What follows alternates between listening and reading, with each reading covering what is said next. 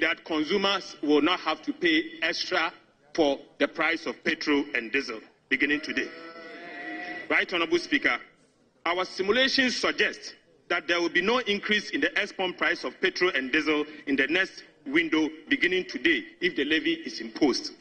This is because of a strong Ghana cedi. Right, Honorable Speaker, the levy will serve as a dedicated source of funding to the power sector, and the proceeds will be earmarked for the procurement of essential fuel for power generation. The Speaker, this will ensure that Ghana enjoys stable electricity.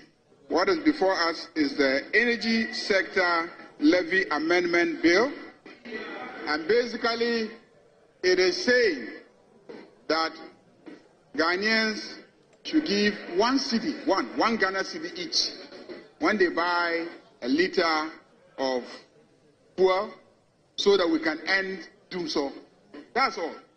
One cedis. All of us should contribute 1 cedis. Just 1 cedi per, so that we can end doom so. 1 cedi. Each of us, when we buy fuel, 1 liter. The prices are going down. 1 cedi. And Mr. Speaker, it is not e-levy. NDC for Omuchan Trobebre. Every day, Obiehu Entra Omuchan. And Rana Jo, somebody in Amo, Omudi Dumso Levy Aba. Dumso Levy. Dumso Levy. So first, almost e-levy. Nayedi Aba. Omube e-levy, no Omube. And then Omudi Dumso Levy Aba. It is 8 times the e-levy. Omo ansusuan yo. And then uto 1 liter of petrol, 1 cedi na ubetua. Uto 1,000 cedis of petrol, ubetua 83 cedis. 83 cedis as tax. E-levy no usende obi 1,000 momoa, ubetua 10 cedis. Omo and then ubetua for 1,000, ubetua 83 cedis for fuel. We nimina more beba. By the time you be do 2028 no Ghana nyina be hu se omutwa ntro bebre mimi gidi se omube kan kire yen se yensan ba biom embafa aban no ensiesie Ghana. With deep appreciation and a strong sense of national responsibility that I welcome you all to the presidency this afternoon for the formal presentation of the National Economic Dialogue Final Report. This initiative, which was launched 3 months ago under the theme Resetting Ghana, Building the Economy We Want Together, was conceived as a call to action and a platform for consensus building, realism, and reform. This occasion is significant because it concludes a far-reaching national conversation on our economic future and begins a new phase of implementation rooted in our collective insight and our shared commitment. Let me begin by commending first the Planning Committee and also commending all stakeholders, public institutions, the private sector, trade unions, think tanks, civil society organizations, youth leaders, academia, and our international partners who participated in the dialogue process with candor, technical depth, and a sense of patriotism. Your contributions to the success of the dialogue have been invaluable. When we initiated this dialogue, we were under no illusion about the gravity of the economic crisis we had inherited. Record debt, runaway inflation, high unemployment, and a complete loss of confidence in the economy's governance. The dialogue was therefore not an academic exercise. It was a necessary intervention in order to achieve our agenda to reset. The final report presented today reflects a broad consensus on what needs to be done to stabilize our economy, restore investor confidence, and put our country on a path of inclusive and resilient growth. It offers practical homegrown policy solutions across 10 priority areas, and I want to share briefly how your government is already responding. And the first is restoring fiscal discipline. One of the dialogue's most precise conclusions is that we cannot rebuild confidence in our economy without restoring fiscal discipline and eliminating structural inefficiencies. We have therefore swiftly amended the Public Financial Management Act to introduce a binding debt ceiling aimed at Ghana's debt to GDP ratio, aimed at reducing Ghana's debt to GDP ratio to no more than 45% by 2028. Once in the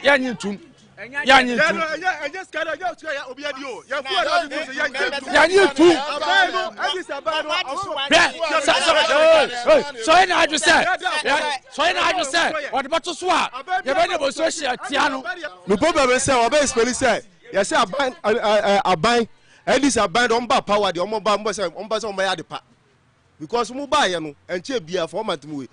Momo say ye 11 yet. Bed tax and yet. But instead of Momo's mother, 1 tax of 11 and a friend about saying 1 city petrol 11 Tuaka. So, media, Quamisona, where they answer at that be now more dada.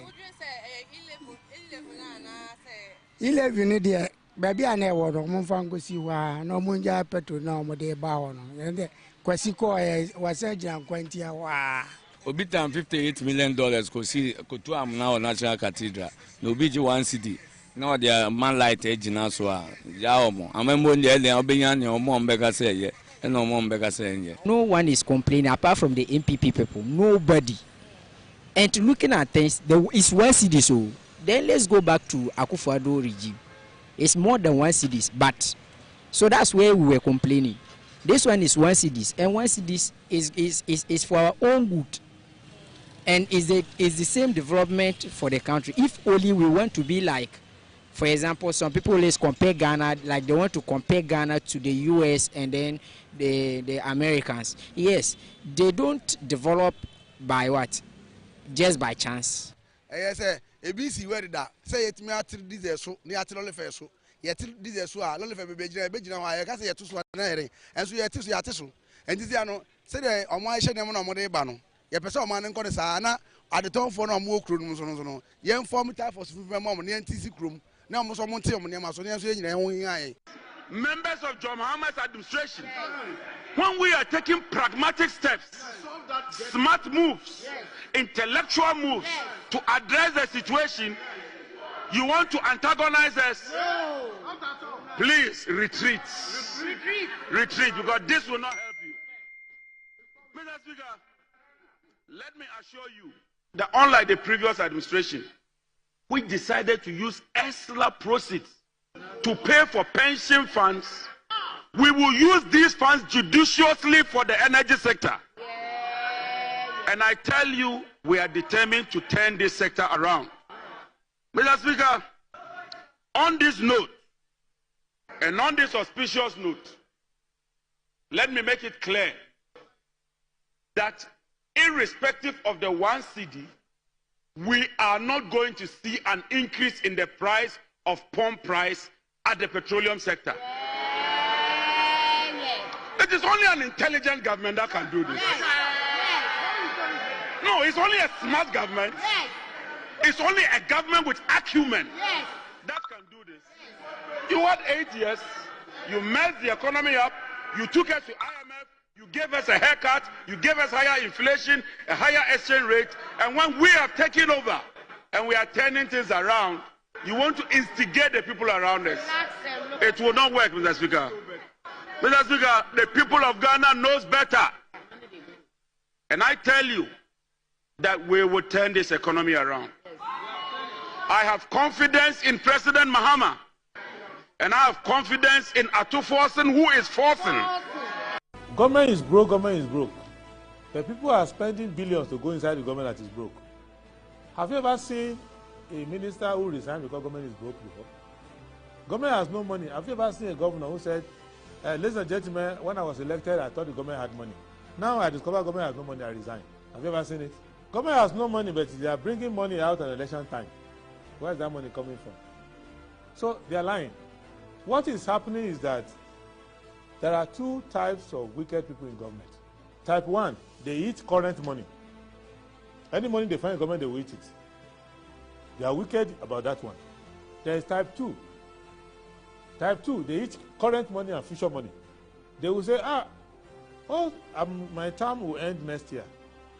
When I leave, how will I eat money? Let me borrow money now and borrow money of the future and eat it now.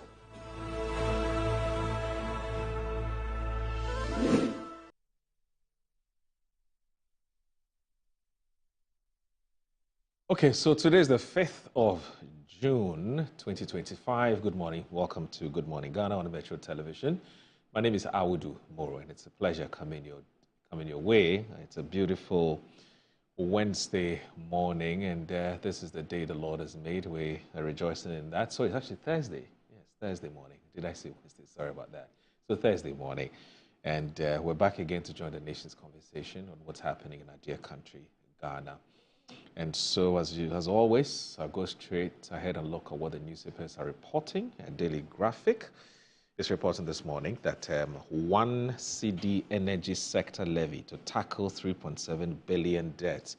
That's $3.7 billion debt. Finance Minister.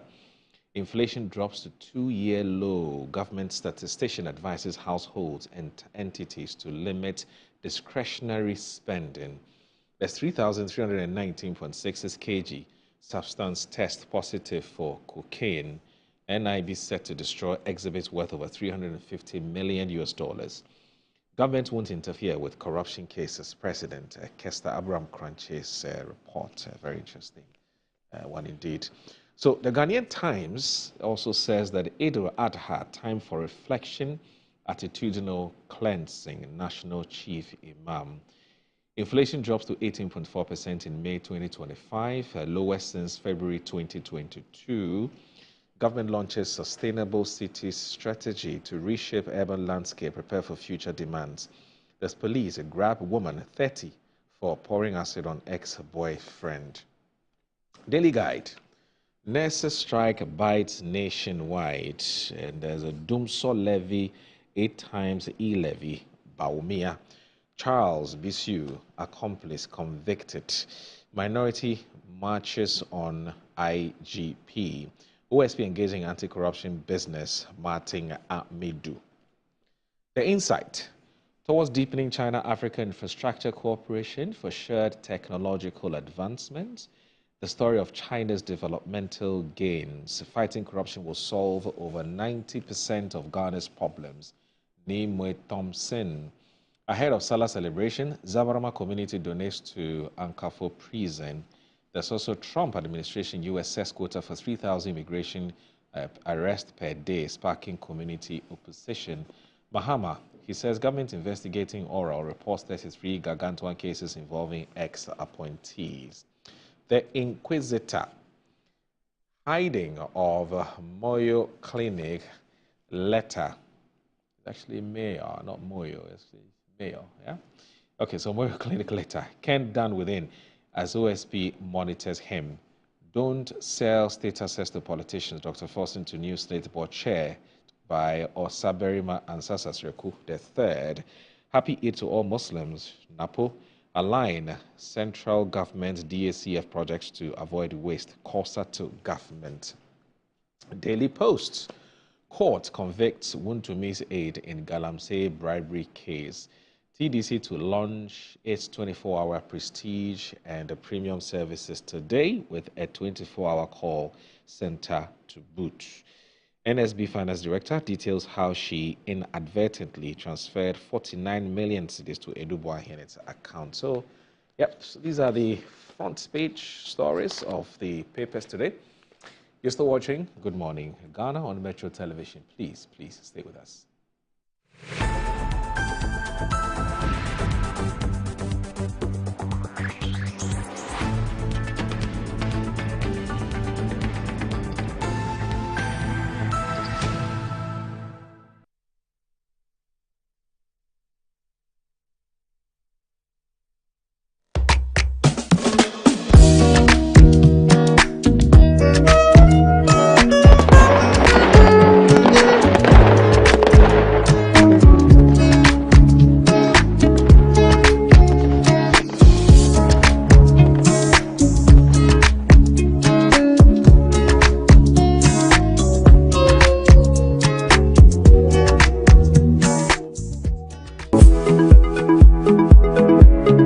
Sometimes the unexpected happens and the hero falls down in his own story. But he needs not stay down for long.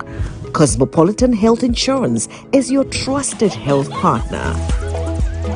Whether an individual building a business, with Cosmopolitan Health Insurance, your medical care is our concern. For the best health insurance solutions for corporate institutions, groups and associations, families and individuals, choose Cosmopolitan Health Insurance from our over 700 accredited health service providers nationwide. Call us on 0302 540 668 or 0501 678 547 for all your health insurance solutions.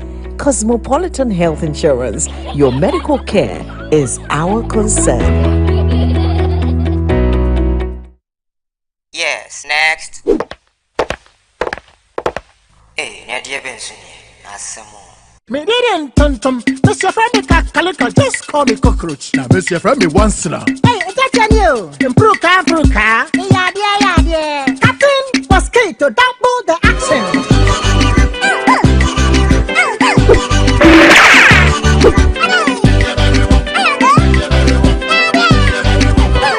Me didn't sasso spray. Mr. Friendly sasso quell. Yeah, go to my sasso.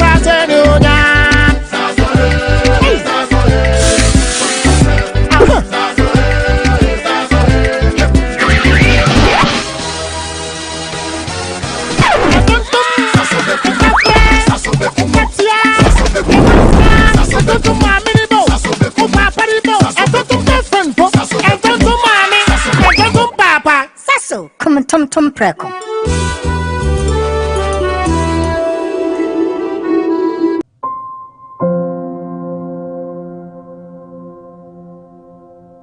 Ama, nansi mi general well-being enko ye kwao. Ama ma ye bohu se kontomra akija.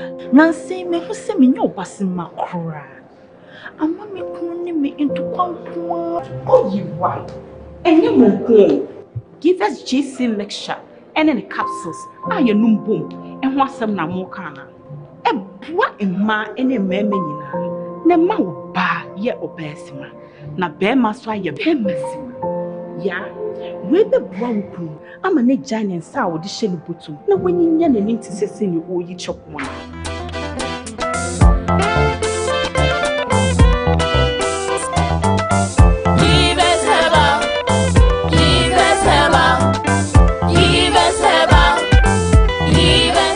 Give us GC mixture and then a capsule. Achisa. A pin for a batter, one more menu for one and Quada when if you do me a link up.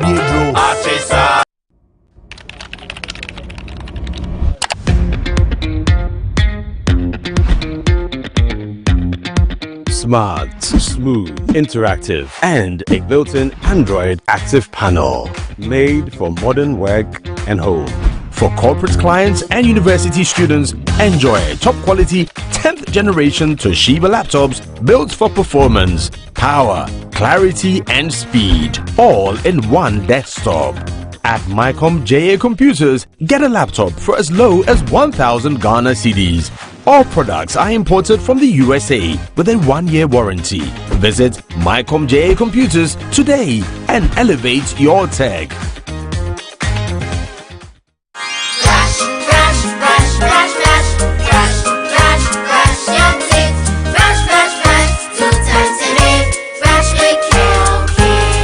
Hello, my friends. My name is Calcate Toothpaste. Wow. I was made to be gentle on your gum, but protected. I will protect your teeth from cavity, make your teeth whiter, stronger, keep your mouth fresh all day. And best of all, I'm strawberry flavored. So put on a smile and try me. That's amazing. Just try me. That's my job. If you say so, jump on my brush. Makes your teeth stronger, chicky whiter, chicky stronger. Yay! You did it! I'm glad you like your new toothpaste. Don't forget to brush both day and night. Calcates. Happy smile.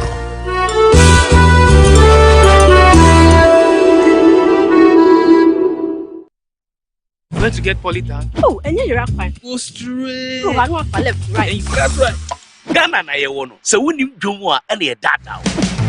Who knows? Abe, na here. Me pe polytank ato. And you just come in here by you to be able to never you. Oh, food to be here. Enjoy your kura. Akuya bulambu kotoman. Emua. Like they take you by so. Go to the distributor and you give the original polytank. Polytank. You get a sound? Polytank. Papananka Sankasa. Buy affordable service plots and lands from Estate Masters. Currently selling our Nest Cottage, located at the newly proposed Airport City, with a starting price of 25,000 Ghana cedis.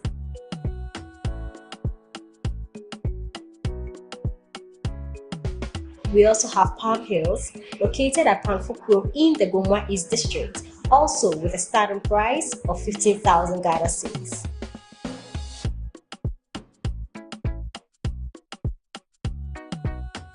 Available also is Coastal Park in Lakpleku, which is a 15-minute drive from the Ningo Senior High School, having a starting price of 55,000 Ghana cedis. You will receive a free site plan with indenture once you successfully purchase a land from us. For any enquiries, contact the numbers provided. Estate Masters, your most preferred estate partner.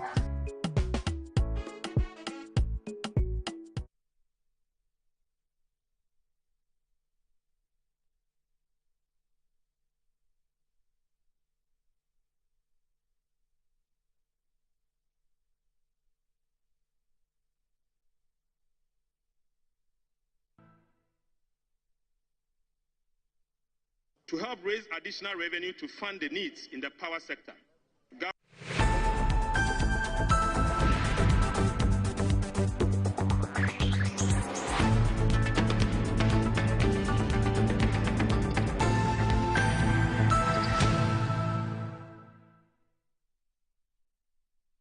So you're live on Good Morning Ghana on Metro Television, and this show, it's also live on 94.1 FM on your radio dial. So please tune into your radio dial if you want to monitor keenly the conversation that takes place here. I know you don't want to miss a second of what takes place here. So we have, as a caring media organization, we're giving you an alternative to be able to monitor even if you can't watch TV, which is 94.1. So don't be looking for a name. Just tune to 94.1 and monitor us.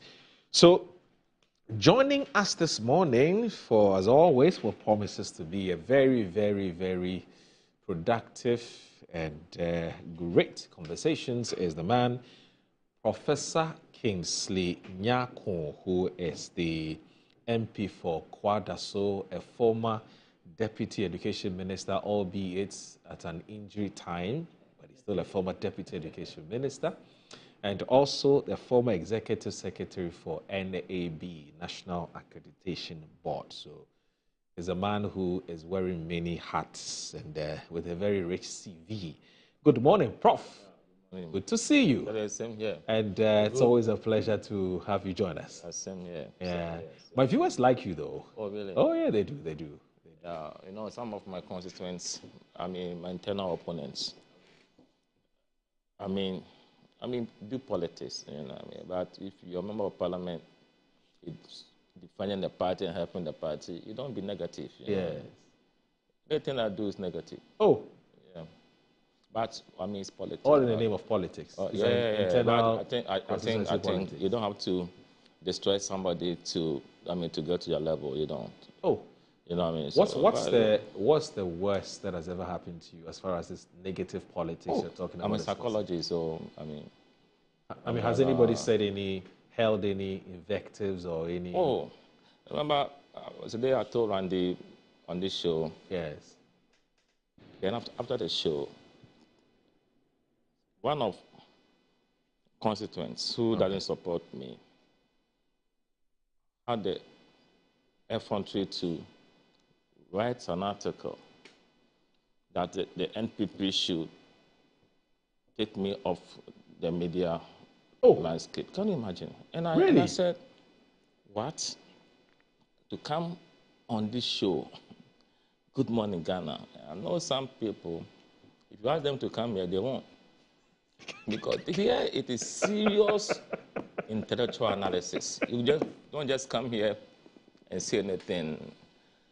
And you come here on merit. Okay, before you brought to this show, it means that you came and you didn't embarrass or something.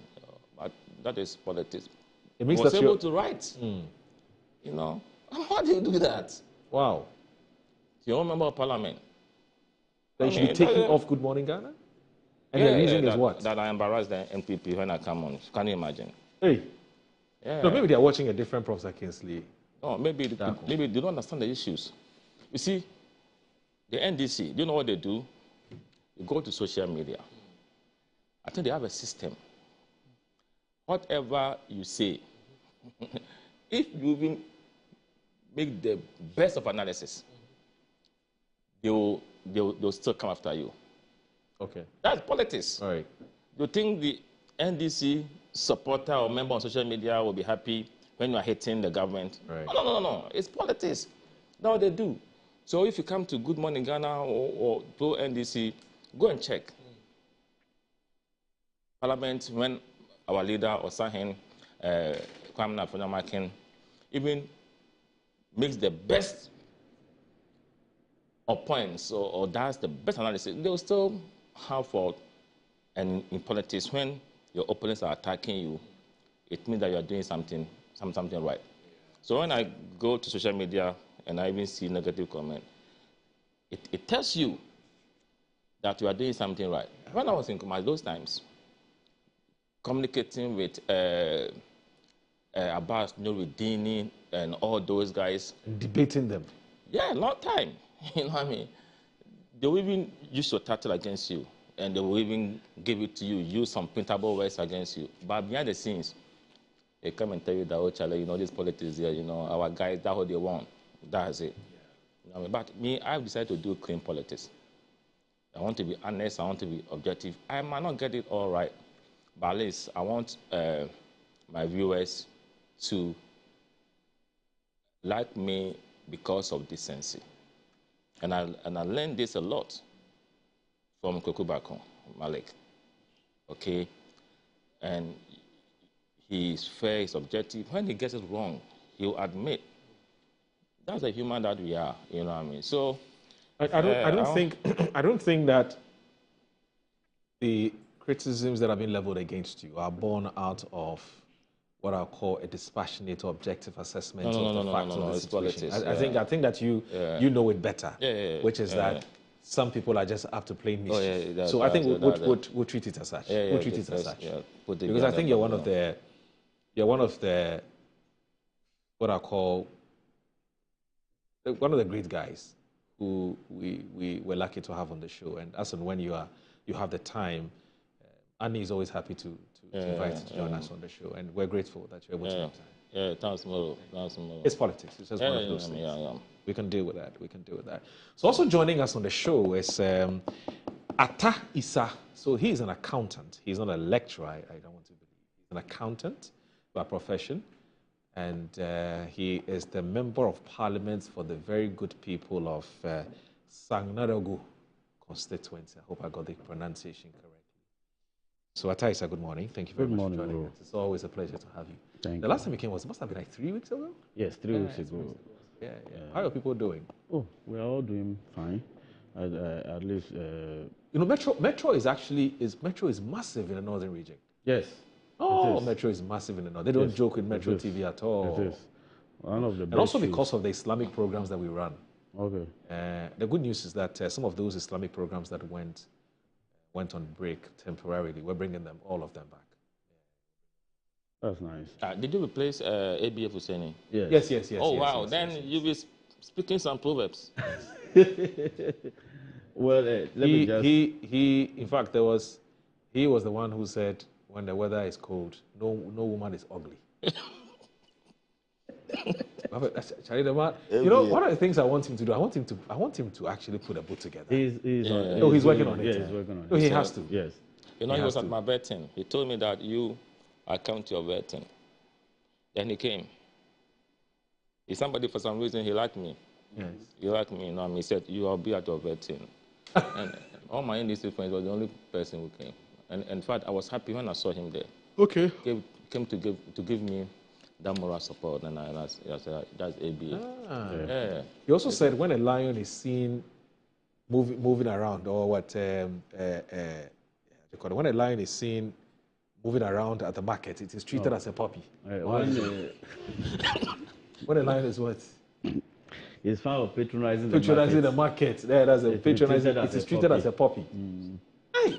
Yes, we're also waiting for the memoir. His memoirs, But anyway, so just to empathize with my senior, as for those things, you just need to be focused.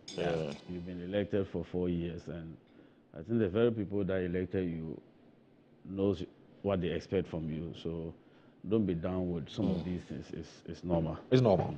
All right, so this is Ghana. So you only get deceived if you're not sure of what you're buying or you don't really know the market. So when it comes to water storage tanks, the name we all know is Polytank, and it has been with us for over 30 years, and has been trusted by all these generations. So make no mistake, always choose Polytank for guaranteed quality. It's available at the same price across the country at Polytank partner shops. So be it Rambo, Hippo, Sumo, or Super Sumo, durability is always assured. Polytank, the original, always the best. Papano, and Kasa. So if you're not a speaker of the Twi language, Papano and Kasa just means that top quality. This is what we say, top quality indeed.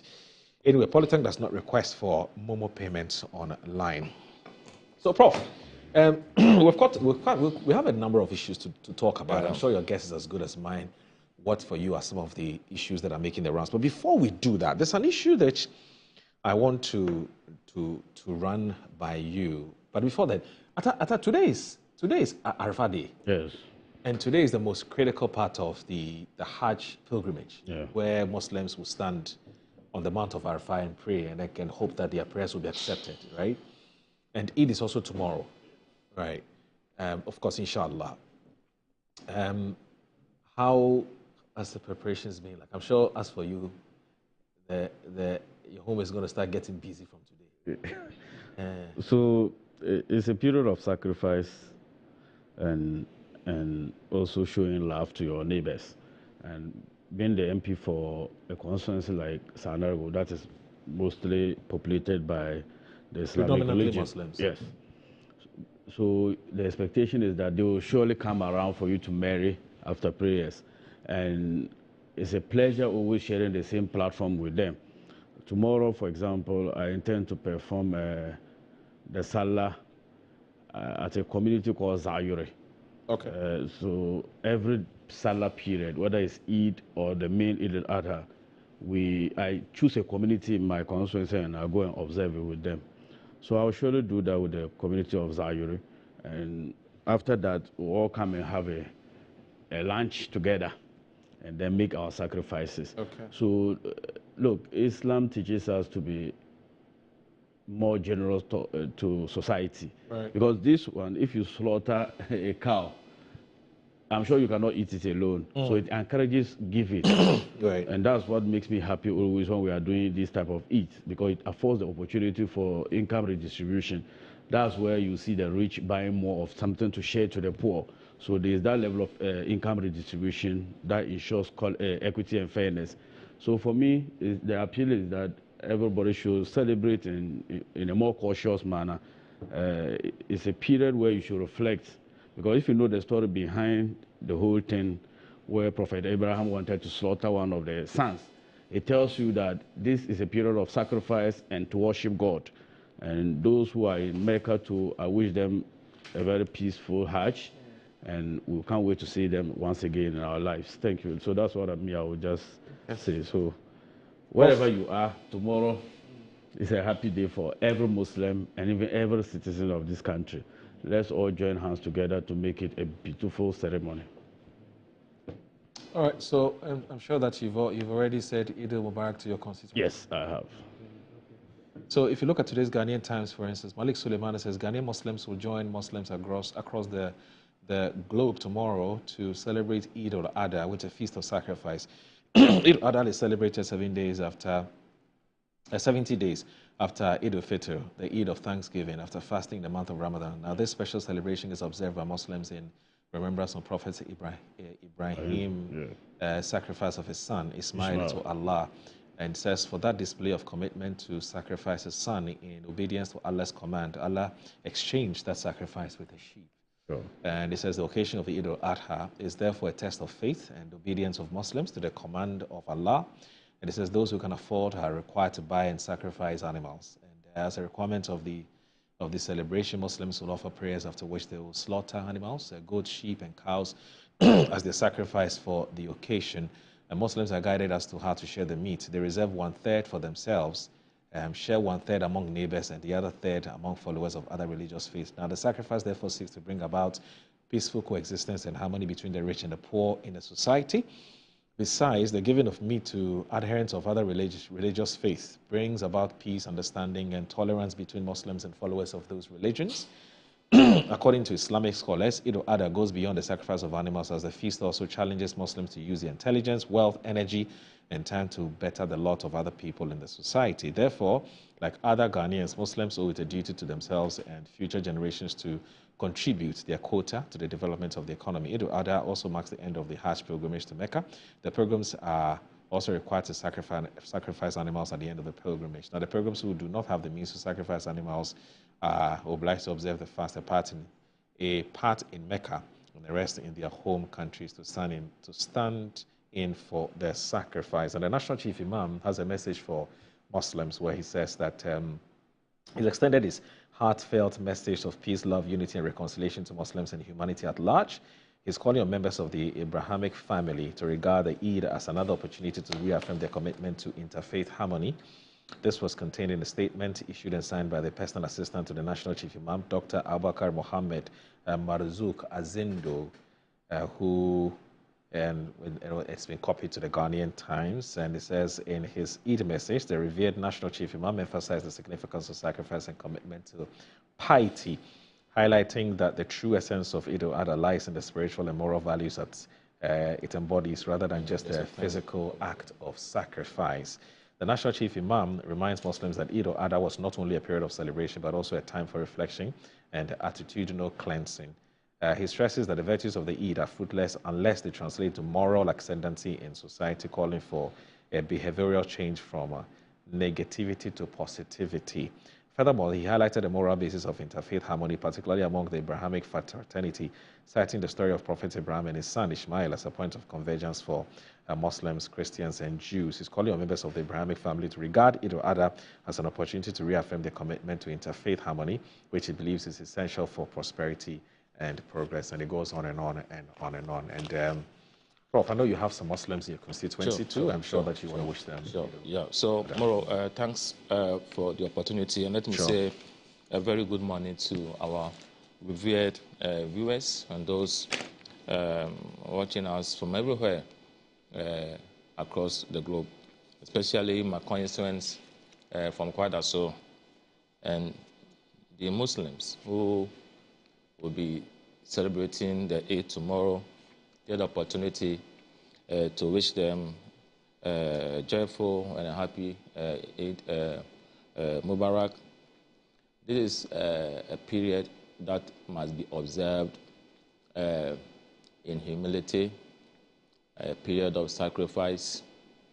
We need to respect each other regardless of our religious inclinations. We are one people. I'm a Christian, and I'm a Christian because probably of where I come from. Somebody is a Muslim, somebody is a Buddhist. We need to understand people and what they believe in, as long as their beliefs don't infringe upon others' human rights. Interreligious conflict must be thrown under the carpet. We must tolerate each other, okay, and respect everybody, regardless of their religious affiliation. For me, that is how we can see productivity and progress in our society. I remember those years in Kumasi, especially on Sundays and Fridays. You could hear when the Muslims, the imams are preaching, they'll be attacking Christians on Sundays. Christians will be doing, the same. But now it has changed because of education. So I expect just to understand this, that nothing should divide us. Nothing. Religion shouldn't come in between us, okay? And people have their values, they have their strengths, they have their weaknesses. Moreover, why don't we look at people based on their strength? What they can deliver to society, the best in them. I mean, that should be the focus. Whether you are a Muslim, whether you are a Christian or a Buddhist, you must look at the good in people and how useful those persons are in society, okay? I wish them the very best. Let us use religion to build this country together. Let us use religion, to strengthen our values, okay, and make this country the best that we all aspire it to be. Yeah. All right. So, Atai, have you been to Hajj yet? Yeah. Okay. So you're allergic? Twice. Okay. So you're an allergy, full allergy. Well, you know, it's debatable. Yes. Some people don't think it's appropriate to call somebody who's just come from. If you know Islam very well through the hadith, you will never see a mention of any Sahaba to be called an allergy. Yeah. I'm told the meaning is just a stranger. Yeah. You can't be a stranger in your own land. But people take so much interest in those things, and people are even emotional sometimes when you don't call them allergies. Big deal. It's a big deal. It's a big deal. Yeah. It's a big deal. So you have been there twice, or are you allergy? I don't prefer that. Is it allowable? Which one? Oh yeah, it's okay. It's socially acceptable. People even do every year. Yeah. No, so if you do it once, you're allergic. Like if you have a doctoral title and you have two of them, you are doctors. Oh no. There's only one. This one is allergies one. There's some people who have been allergy like 100 times. You know, there's a reason why I asked about the allergy thing, because I want us to start our conversation with the whole debate about titles. You know, and we'll do that briefly. I mean, it's not supposed to be a main issue, but it has come up because there's a man here who has been a champion of sanitizing this whole title space. And when he was at NAB, he did quite some far-reaching, what I call, cleansing up of a sort, reforms. That's the word I was looking for. Now, I recall that the last time you came here, Prof, I asked about whether your professorship was actually a full one or you were an associate professor. You explained that you were an associate professor. And I said to you that there were some persons who, would be candid enough to tell you that, no, I'm not a professor. Just say an associate professor of so-and-so. But my name is, say, Charles Echampong, associate professor of that, But some would actually fight you if you said to them that, oh, but I've just done some digging about you and you are actually not a full professor, you're an associate professor. I said, oh, it doesn't matter. You either call me a professor or so, or else I won't talk to you on your show. So it depends on who you're dealing with, And so this morning when you came, you and I had a brief discussion about this whole professorship thing. Now, it is closely tied or related to a statement which has been issued by GTEC, which is the the Ghana Tertiary Education Commission. Now, they issued a statement on the 30th of May, sometime last week, and they're saying that final caution, use of honorary, doctoral, and professorial titles in public. And it says the Ghana Tertiary Education Commission would like to send its final caution to the general public to note that henceforth, citizens with honorary doctorate and professorship should cease the use of it in public. This is to reiterate the Commission's earlier public announcement cautioning the public on the use of honorary doctorates and professorship titles. This notice goes especially to politicians, businessmen, and businesswomen, men and women of God, and any other category of persons to desist from officially using the honorary doctorate and professorship titles in their everyday life. Such practice is deceitful, is unethical, and also tends to dilute the integrity of the higher education system and the value of true doctoral education and promotion of the professional system, professorial system in the universities. The commission would, from now onwards, in addition to naming and shaming those individuals who would be found to have flouted the GTEC directives, take a legal action against them. Now, this is signed by Professor Augustine Okulu, who is the acting Deputy Director General of course, on behalf of the Director General of GTEC, which is the Ghana Tertiary Education Commission, GTEC. So there are two issues in one. First has to do with the issue I raised about why it is important to clarify whether it's an associate professor or full professorship. And then you can tie that with what GTEC has just said. So, Moro, thanks for bringing this much. Okay, so if I remember correctly, the issue you raised was that if you are an associate professor, you shouldn't use it or something. Yes. Maybe I didn't get to... No, I understand. Don't say professor. Okay, so professorial titles are not academic titles. Right. They are ranks within tertiary education universities. Okay. I mean, the universities. So in this country, before you become a lecturer, especially within the traditional public universities, you should have earned a terminal degree, not only a PhD, a terminal degree, because that is the apex of academic qualification. In some circumstances... What's a terminal degree? That is, a doctoral title, at that level, where you consummate your academic progression on that ladder. So... I thought the clarity was important. So the point is that when you start, in some rare instances, you can start as an assistant lecturer. That is, you don't have the terminal degree, you don't have the PhD or DBA, whatever. Then you can start as assistant lecturer when you have a research master's.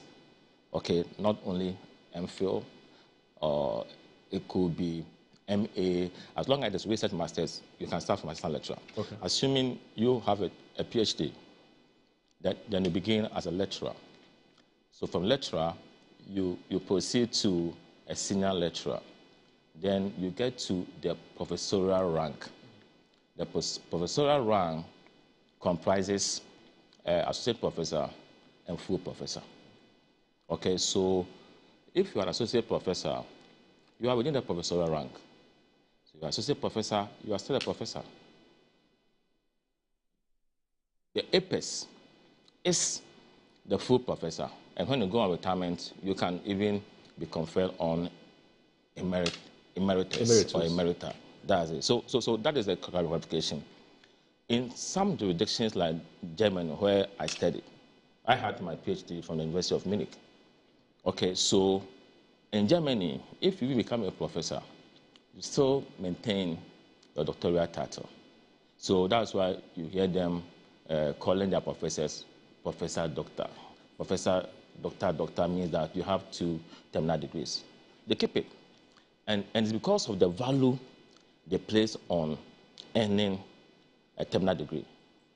Because it is an addition to knowledge. You do research in a certain area. It won't be within the entire discipline and aspect. So you have a specialty in an area. So you are restricted.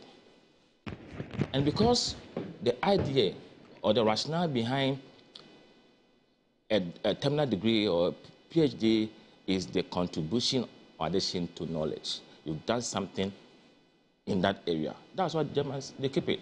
But in this country, what is troubling is the penchant of even prefacing our names with honoris causa, what we refer to as honorary doctoral degrees. This is an achievement, accomplishment. You've been within the media space for a very long time. Somebody can look at this, because of your expertise in this area, we want to give you that honoris causa. The University of Ghana was there. I was even trying to push Kwaku Baako to even, because of his immense contribution. But he said he doesn't want it. You see, but in this country, people do that. And if you're not careful, it will undermine graduate programs. Because if I can pay $10,000 or $20,000 or even $5,000 to get this degree, do you think that it will motivate others to go and sit in the classroom to obtain a degree? They won't. That's why we have to be very careful about that. Your quality will be seen in society based on your output or the outcome of any input that you place on activity. So for me, I don't put much premium on titles. When I meet you, I will never even tell you that I'm even an MP or I'm an associate professor. I won't tell you. When I meet people, I'm Kingsley. I'm Kingsley. That's what I do. Those who know me, I will never. I'm sure even for your students, you tell them to so call at you times Kingsley. I sit here, those times Randy will say, I don't care. Because it is not very essential in my life. It is what you deliver, what you produce. We need to place emphasis on that. Some people have titles, but when you meet them and you size them up, you can see that they are not up to the pedigree they say they have reached. When I got my PhD, and I realized that the misconception among Ghanaians is that if you have a PhD or you're a doctor, you know everything. That is a lie. That is not true. So at that time, that was in 2008, I decided to broaden my horizon. So I started reading a lot of stuff. Those times, this Economist magazine, bi-weekly, I'll read to get an idea about global events in economics and other areas. You know what I mean? So, and one thing I did at NAB was that I fought so hard.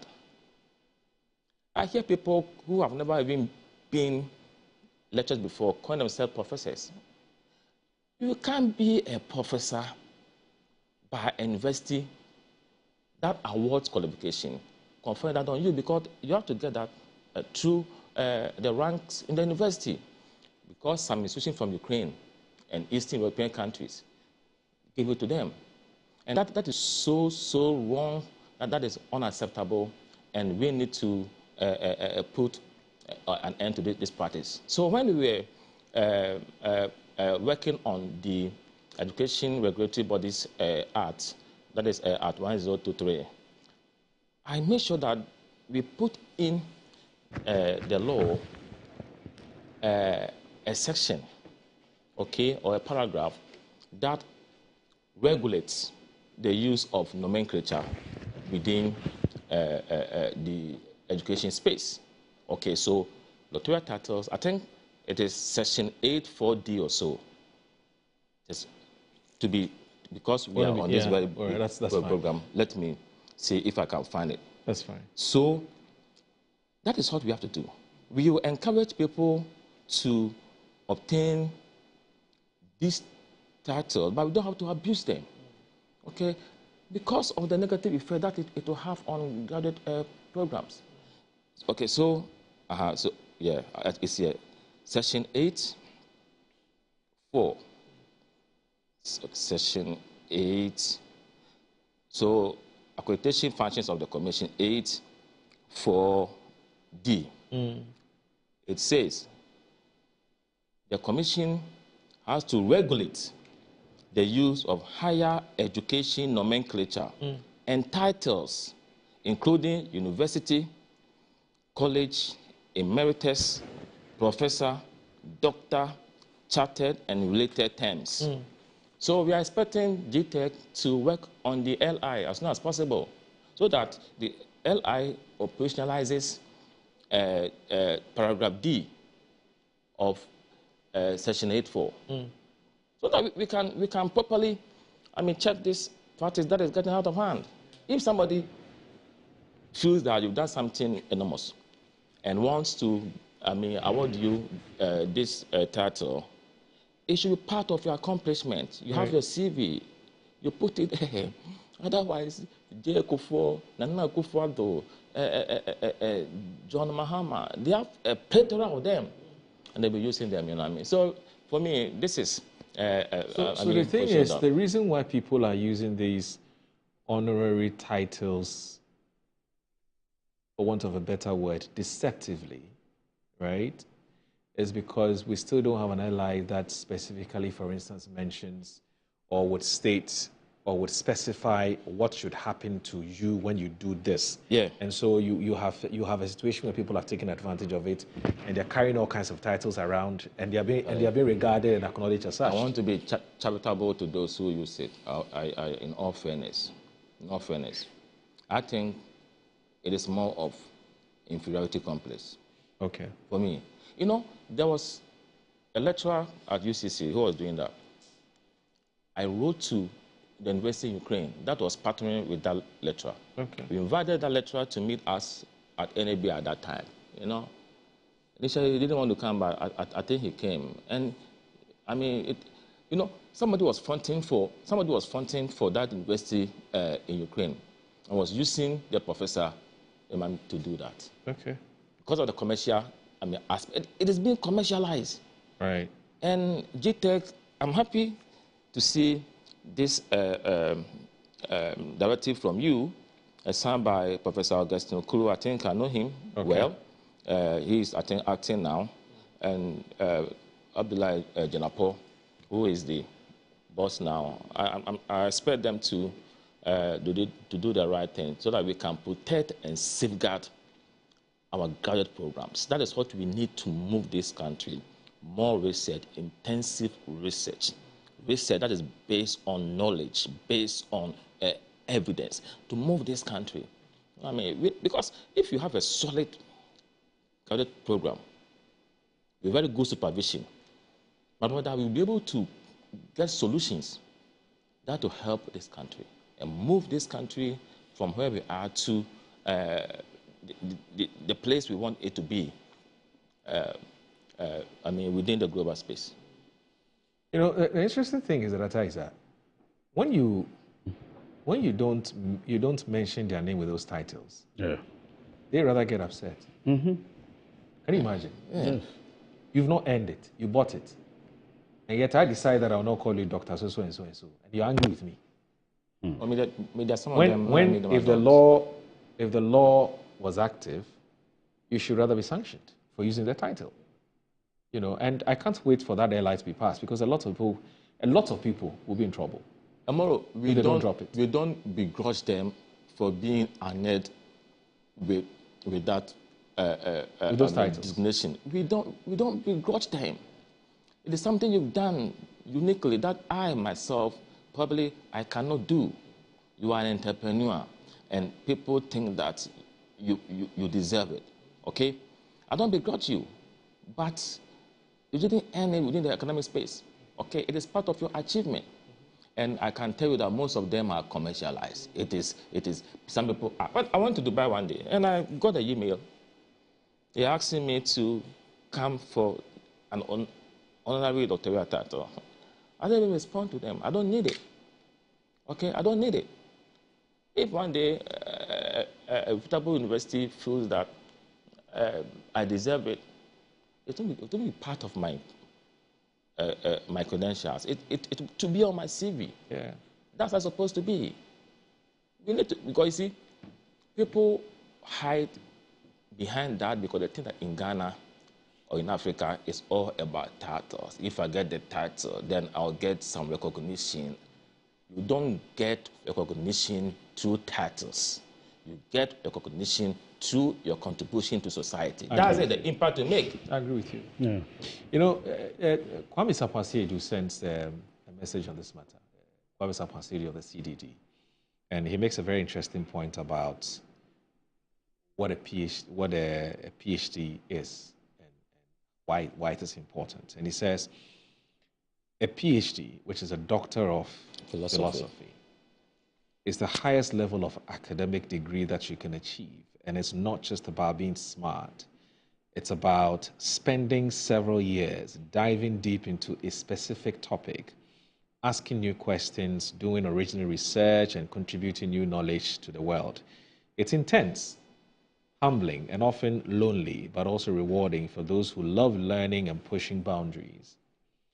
It doesn't make you an expert in all areas, and you made that point earlier, but it gives you valuable skills to question and to explore. In short, It's not just a title, it's a journey that helps you acquire tools to enable your thinking. It says if you just want a title, don't use a PhD.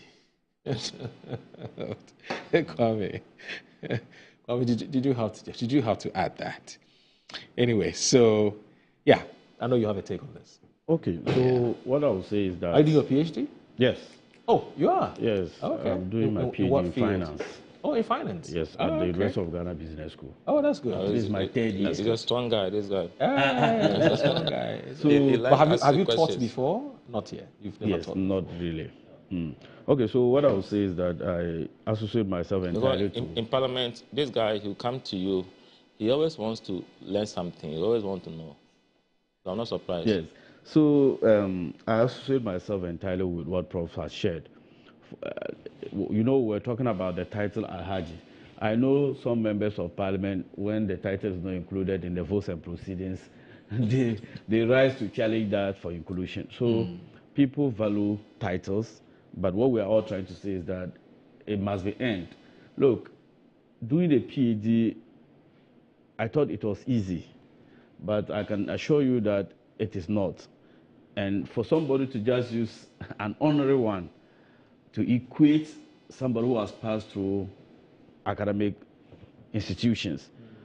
So really, we must be focused more on rather value contribution, just what impact you are making in society, rather than just the title that you carry. And also, we must also tackle the issue of the honorary professorial titles that have been given to people, more especially by the institutions. There is no established criteria that they use in this type of awards. So it gives people the opportunity to abuse those titles. I know somebody who is not too comfortable with English language, and he has a doctorate degree in UK. I'm telling you. So when things like this happen, they use it for influence peddling.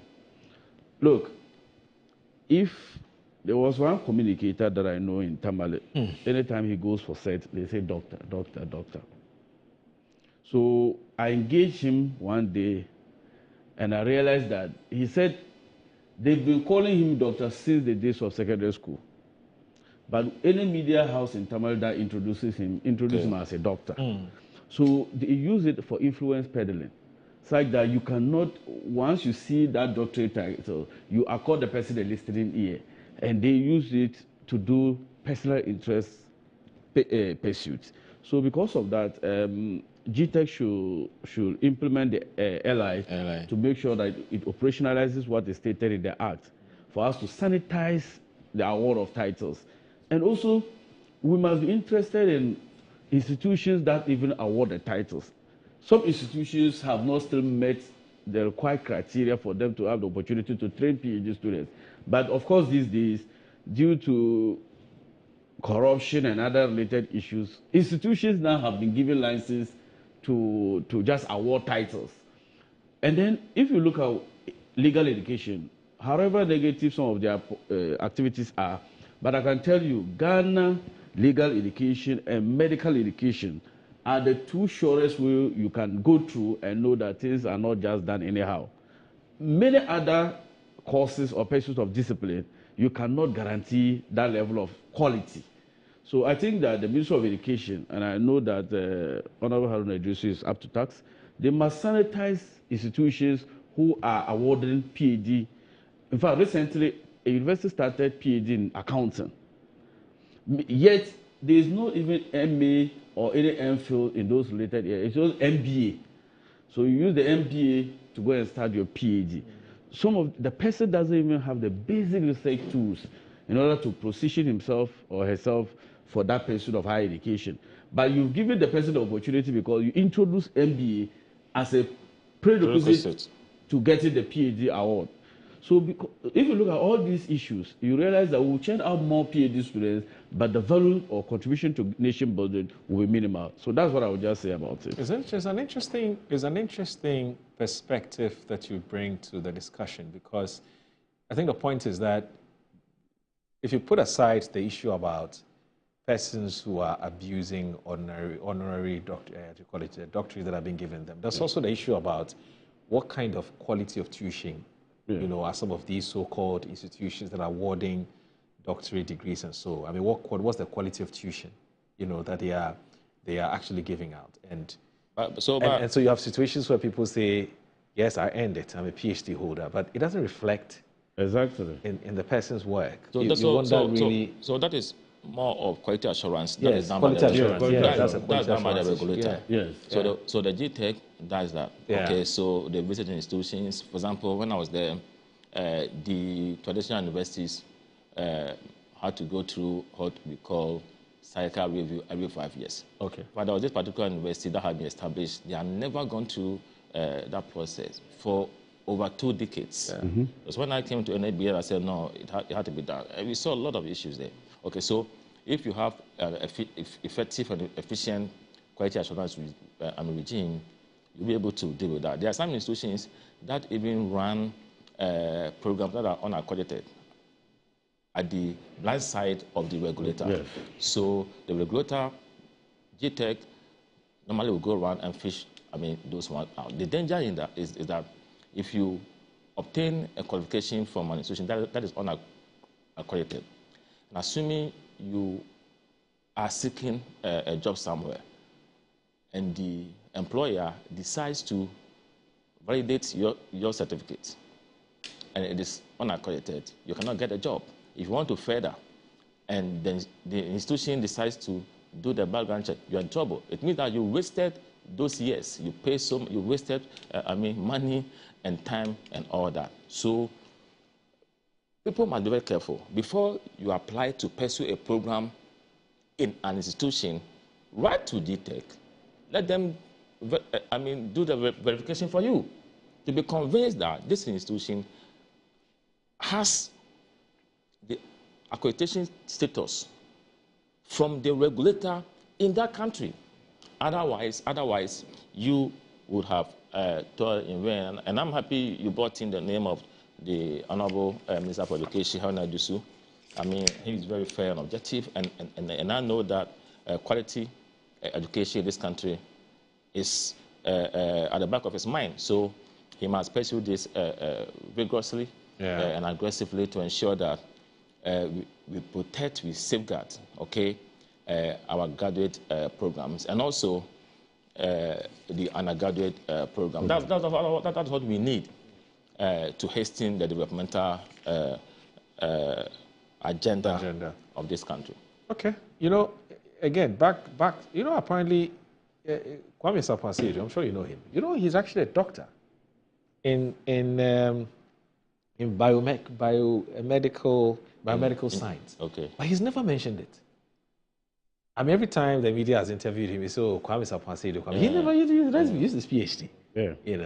But I think the point you made about the reason why people are proud or always happy to mention that they are doctors, so and so. Of course, I'm not talking about those who have genuinely and legitimately earned it through the academic route. I'm talking about those who have earned it by virtue of some other means.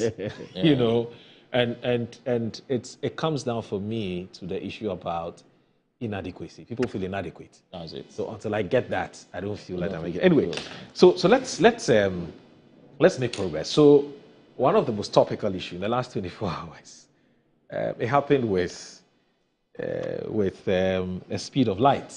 We're told it was under a certificate of urgency. So there was a bill which was quickly passed in, amendment to a bill which was done in Parliament quickly, and that resulted in a 1 cedi per litre on fuel that Ghanaians would buy. We've seen some reactions from the opposition.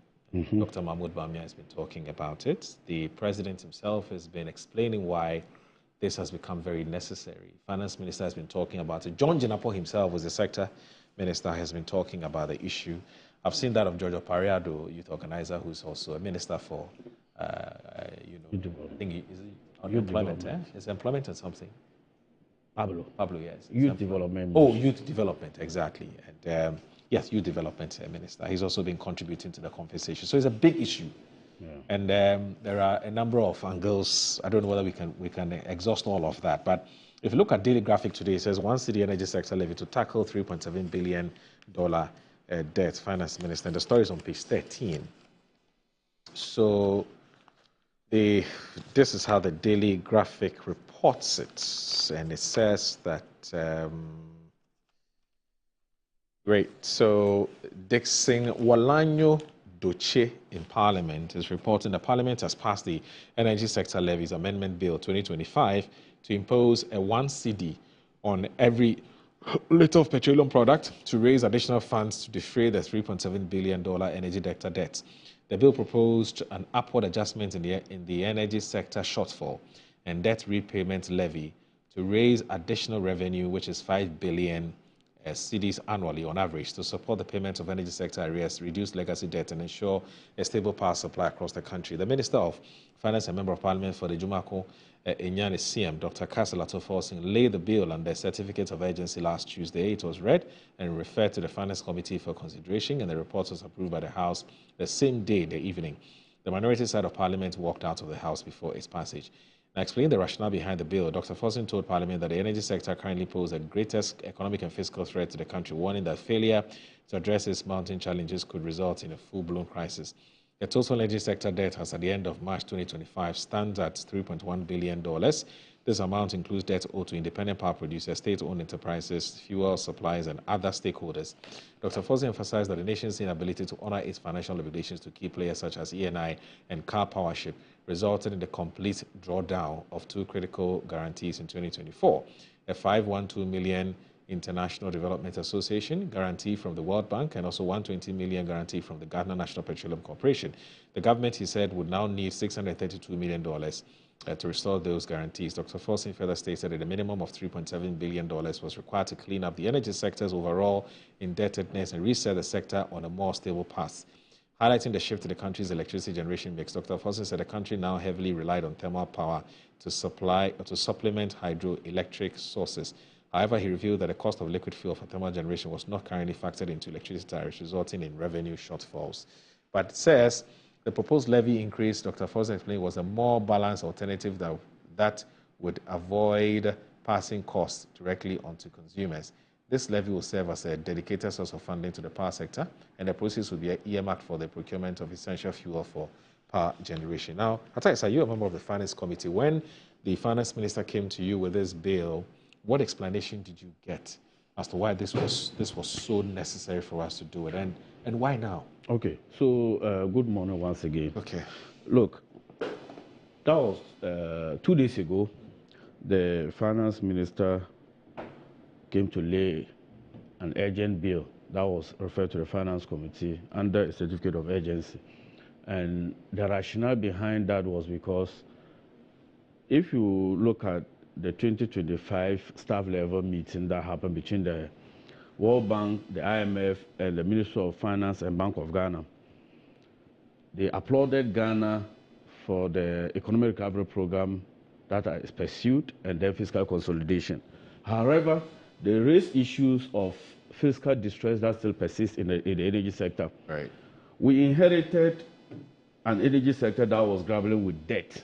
It was a debt-ridden sector. And if you look at in the value chain, ECG alone owes 68 billion debt. They have 68 billion Ghana cedis debt. IPPs alone, plus other power centers, accounts for about $3.7 billion. So Gridco is one of them? Yes. VRA is one of them. VRA, and then the other, Send Power and all those people, they owe $3.7 billion. Now, the question we should ask ourselves is that what buffers or what sinking methods did they have in order to pay for this maturing legacy debt? None. That's why the Finance Minister alluded to the fact that the guarantees that was given, for example, Ameri and Car Power and other energy sources were all depleted in the year 2024. Now, because of the energy transition from hydro to fossil fuel and then thermal, Ghana is heavily relying on liquid fuel as a way of powering our generation. Because Akusumbo no longer, it cannot even supply Greater Accra and Eastern. So we need to do more in terms of expanding our electricity penetration. Now, the simple question we were asked was that what is the impact analysis? Because for every bill to come, we need to do a fiscal impact analysis to see what are the effects of that levy. If we realize that it will burden the Ghanaian, then we oppose it. But if we realize that it won't have any impact on inflation, cost of living, and all those things, then we give the go-ahead. Imoro, what was the end-year price of fuel per litre? It was 16.4 Ghana cedis. So as a result of the domestic policy measures and the strategic intervention by the Bank of Ghana, the dollar is declining cumulatively by 19%. So for anybody to even assume that the NDC do not have the locals to introduce 1 Ghana cedi, the question we should ask, how much was handed to the NDC in terms of price for 16.4? No, it was 14.75. No, as of 7 January. Oh, I said end year 2024. Why is it? Oh, no, but you took power in. You see, what policy were you implementing in the last 6 days? You met 14.75. No, please carry on. So the 16.4 Ghana cedi, the Bank of Ghana and the Ministry of Finance and other favorable external sector performance contributes to reducing the fuel price from 16 to about 12. Tomorrow, the last 8 windows in terms of fuel pricing decreased cumulatively by 8 consecutive times. So if the government policy measures is yielding these results, and we had 3 options. That's what I want every Ghanaian listening to me should understand. We had 3 options. One was to pretend that nothing is wrong and plunge the country into darkness. The NPP always argues that they kept the light on. You kept the light on, yet every state-owned institution in the value chain of electricity generation were riddled with debt. In fact, it will take us 6 years to clear the total debt of ECG. So the options were that one was to pretend that we don't want to do anything about it, let the country plunge into the energy crisis. And you know the impact of energy crisis, this doom, so you know the impact on industrial performance and even household, the discomfort. Then the second one was that we either increase utility tariffs. Bear in mind that the NPP signed an IMF program that had in it a quarterly tariff adjustment. Whether you knew you want it or you don't want it, you must do it in order to pay the legacy debt. So they also brought an executive, in fact, it was a cabinet member. But with this quarterly adjustment thing, I want to get some clarity on this. All right. Haven't we always had a quarterly adjustment of prices? I mean, did we need IMF? No, we needed. Why? Because it is a government, the one we had before was a deregulated system. Yes. But what the IMF is doing is that you are owing IPPs 3.7 billion. For you to ensure debt sustainability, you must be able to pay off these debts. Yes, I get so that. they wanted a dedicated source of revenue that can be ring-fenced to solve that problem. Okay. And if without it, the government was not mandated. If you remember, there were several times the finance ministry and PRC always fight over tariffs increase. I don't know if you remember. Okay, so let me get something right. My point is that the PURC's own act that established is supposed to be doing a quarter review of... Not increase. No, I'm saying review. So it will be downwards or upwards. But in this circumstance, it is not. It's always on the... Since we did the IMF... Oh, okay, so good. So now you're good. So I think your point is that because of the IMF, program that we've signed on to. Yes. The review must always be done upwards. Upwards. Because of the debt that is being owed. Overhang. So even if the indicators or the parameters that are being used is favorable, you still have to do it upwards. You still have to do the... in fact, water was increased by 4.1%. Yes. And the electricity by 7.9%. Okay, so that clarity is important. So, because of that, government of So there's Ghana, always an automatic upward review. Exactly. Because of that, government doesn't have the leverage in order to complain to the IMF because of reputational issues. In fact, the IMF wrote a letter to the Minister of Finance threatening the Minister of Finance that the next tranche of the external credit facility will not come if we are not able to pay the IPPs. This government, the NPP government, through an executive order to ECG and others, wrote that liquid fuel, because we are transitioning from hydro to thermal, and gas was difficult to get the quantity that we need from Nigeria, then cabinet made sure that we order liquid fuel. Now, if you make that order that they should not add it in the price build-up, yet you kept on using the liquid fuel. This year alone, government of Ghana need to purchase $1.2 billion liquid fuel in order to power our plants. And the tariffs doesn't include the liquid does not fuel. capture that. It doesn't capture it. We only have. But how did we do that? It was through an executive order. What was the?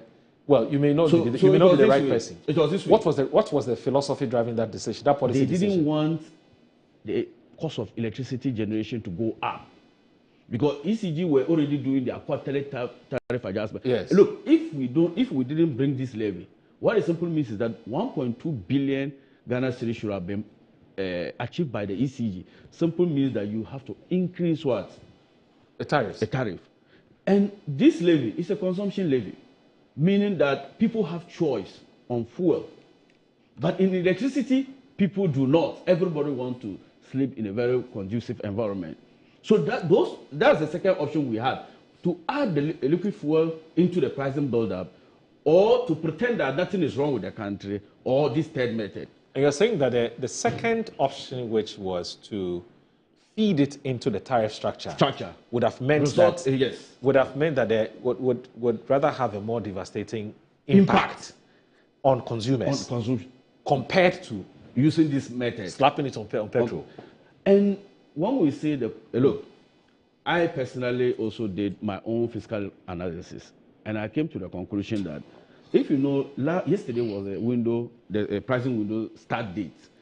We expect that fuel will decline further to 11. So now, once they fix the price at 1 Ghana cedi, what it means is that even next week, when it comes to 11, that 1 cedi will bring them back to today's Because rate. it will net it off. It will net it off. That is just the logic. That's just the smart way we are doing it. And for somebody to even say that as a result of the energy levy, it has increased, or it is 8 times higher than the e-levy that was introduced by the MPP. I'm sure you read something like that. I've seen that. What Vice President Bawumia need to know is that the total receivables of e-levy in 2024 was 2.7 billion Ghana cedis. We expect through the impact analysis this year to raise a 5.7 billion Ghana cedis in net revenue of what? The energy levy. So, Iboro, what type of mathematics? 2.7 billion, and we expect 5.7 billion. What type of mathematics will give 8 times 2.7 billion equal to 5.7 billion? Does it make sense? People, one of the justifications for the NPP walking out on that was on Wednesday was because Tuesday was because they proposed that we must cut commercial losses and operational losses in the value chain distribution. But they failed to tell us what effort was put in place to reduce those wastages. They failed to do that. In fact, in 2015, the amendment that we did on Tuesday, in 2015, President Mahama instituted what we call the energy sector levy. And the idea was to reduce legacy debt and stabilize the power sector and pay for energy shortfalls. What did we see? When the NPP came to office, in fact, in opposition, they condemned that act, saying that we are burdening Ghanaian. And President Mahama said he took responsibility for the Dumso, but for us to achieve energy stability, we must burden share. So he introduced this levy. The NPP bastardized that act, only to come to office. Not only did they continue to use the levy, but they extended the lifetime and also used it to get more borrowing. They use it as what? A collateral to get more money. When the Minister of Finance under Ato Forson came, he absorbed that debt from ESLA PSC. You remember that it was used to pay pensions because of the debt restructuring program. So the Energy PLC that was mandated by law to use to retire energy sector debt was used to pay pensioners. The Ministry of Finance came because ESLA PLC was an entity on its own. So they were not at the dictates of the government. what the government did was that in the books of the ESLA PLC was so much debt that government needed to absorb it to free the ESLA to perform its intended purpose. So today, the good news about this amendment is that there is already a single treasury account with the Bank of Ghana that will ring-fence this increase to pay for energy shortfall debt or revenue shortfalls, to also pay and to stabilize our currency. Even let's ask ourselves. So this one will not go. This one will not go into the consolidated fund. No, they are creating a single treasury account that is ring-fenced by the Act to make sure that that money is used judiciously. Because you and I know, even statutory agencies and funds were misused under the previous administration. You remember they did Capping and Realignment Act that capped GET Fund and NHI. All these have been released of that restriction for them to achieve its mandate. So finally, let me come to the IMF reputational issues. Look, every economy, you see that we are doing better in terms of energy, exchange rate stability. We are doing better in terms of fuel. We are also doing better in terms of reserves accumulations and gold accumulation. As a result of those prudent economic gains we are doing, the IMF has given us a positive outlook. When a country is given a positive outlook, what it simply means is that you can now participate freely in the capital markets. Aside that, S&P, I don't know if you followed, S&P has given Ghana an upward adjustment from the Jan statement. You mean Standard and Poor? Standard and Poor, yeah. In fact, JP Morgan has also given our CD and other stock in Ghana higher ratings. So the economy that we inherited, that saddles this country with a total debt of 726 billion Ghana cedis minus SOE debt, an unemployment of 14.7%, high corruption incidences, and all those difficulties and cost of living crisis that we suffered. Yet, this government has taken the bull by its horn in making sure that we put the money back to the people. Everybody listening to me this morning knows that the fuel price is on the decline. Inflation too is improving. Everybody watching me this morning also know that transport prices have gone down. Everybody listening to me is that universities have started receiving alerts to refund the money for students under the no-fee stress policy. Academic sanitary pads are ongoing as we speak. Distribution are ongoing as we speak. When you do all this, the cumulative effect of this one city does not net off the positive gains we have had under the last 5 months. And let me assure everybody that the CD performance that we are seeing now won't be temporary. It has come to stay. So fuel prices will still come down. Because why we are getting these trade-offs is not because somebody is controlling dollars somewhere. It is because of the policies that we put. Look, in April, the Bank of Ghana put 490 million US dollars into the forex market. As the day they were doing it until the 5th April, the CD to the dollar was 15.7. Just because of the injection of that money into the forex market, it brought it down to 40.91, just overnight. From there, you know our gold reserves are now building up at the Bank of Ghana. And there's a surge in gold price above $3,133, meaning that we have more forex. So anybody sitting at home thinking that I will keep my dollar because it can change, you better do something good. If not, you will regret it.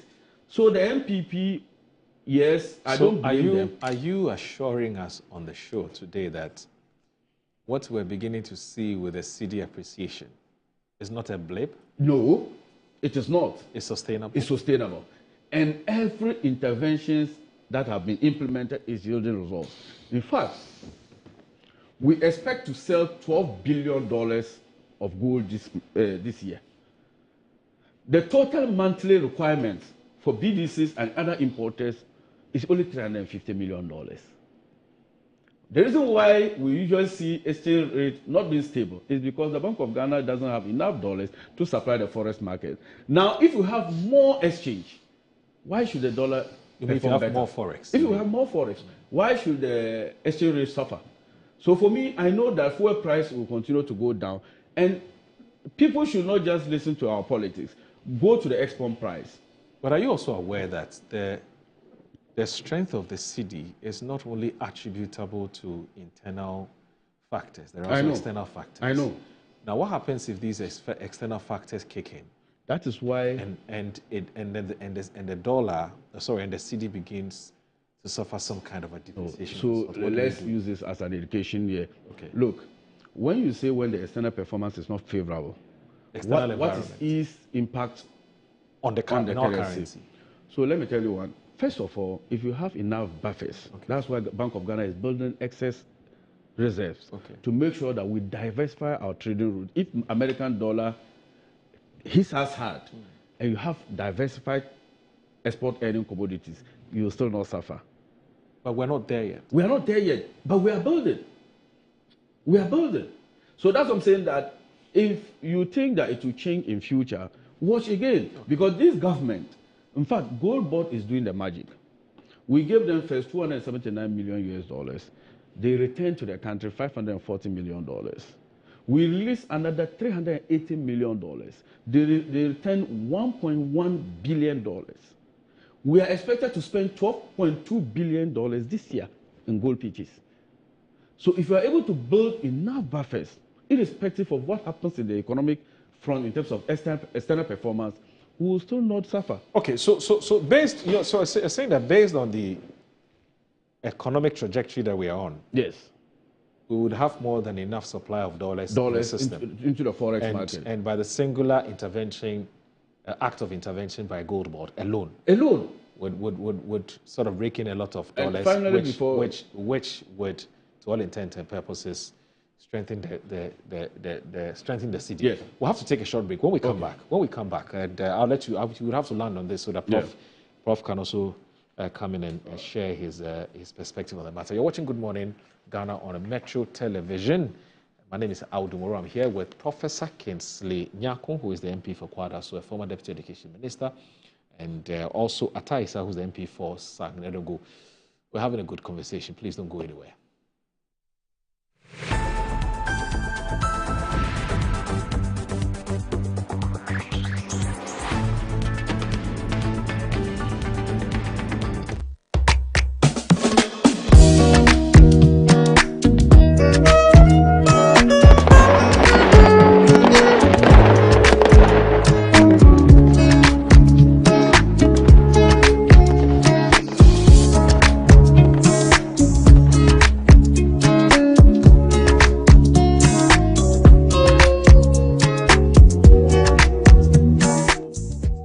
MGL Logistics and Supply is your trusted partner, providing seamless solutions for all your procurement needs. From sourcing products to managing imports and exports, we ensure smooth and efficient transactions every step of the way.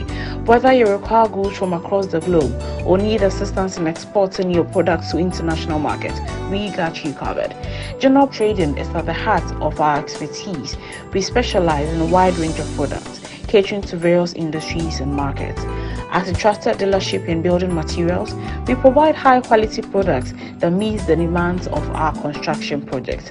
Additionally, we act as manufacturers' representatives, connecting producers with distributors. Our expertise in logistics is the backbone of our operations. We plan and execute transportation and delivery of goods, ensuring they reach their destination on time and in optimal condition. MGL Logistics and Supply, guaranteed satisfaction. Mommy.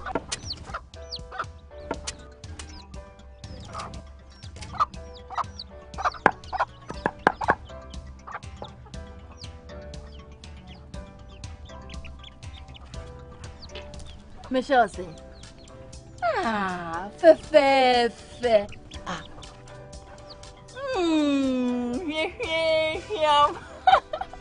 Different era, better result. Time has changed and time has brought Kel Choco Toothpaste. Healthy gums, anti-cavity, fresher breath, and it whitens teeth.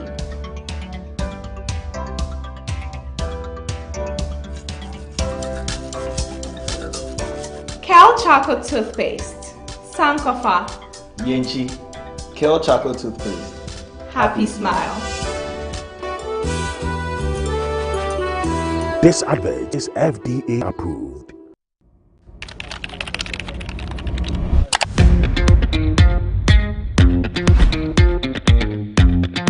Smart, smooth, interactive, and a built-in Android active panel. Made for modern work and home. For corporate clients and university students, enjoy top quality 10th generation Toshiba laptops built for performance, power, clarity, and speed, all in one desktop. At Mycom JA Computers, get a laptop for as low as 1,000 Ghana cedis. All products are imported from the USA with a 1-year warranty. Visit Mycom JA Computers today and elevate your tech. Where to get Polytan? Oh, and you're right. Go straight. No, I want for left, right. That's right. Ghana na yewono. So when you do more, any data. Oh no! Abe, na here. Me pe Polytan kato. Enu nti na menu ya ba yotu pe bia medina ba heyo. Ofu pe bia ede entwa ye kura. Akuya bulambo kotoman. Emu ha. Like they take you by so. Go to the distributor and you give the original Polytan. Polytan. You get a sound? Polytank, Papananka Sankasa. I'm a branch manager. Of course, I accept only quality and affordable printed souvenirs for my promotional campaigns. I'm the head of academic affairs of a very important institution in Ghana. Of course, we only deal with quality, reliable printing companies for our institution's printing materials. I'm talking about appointed time printing. Appointed Time Printings. We take pride in our extensive print scope that transform your ideas into captivating visual masterpieces. We delve into the core objectives and vision of each print project. Precision printing is at the heart of our printing process as we meet your tight deadlines. Our rigorous inspection, color verification, and overall printing excellence are assured. 20 years of printing excellence. It's always a pleasure working with you to create a vibrant, dazzling printing experience that gives you a masterpiece. Appointed Time Printing, your world of quality and affordable printing.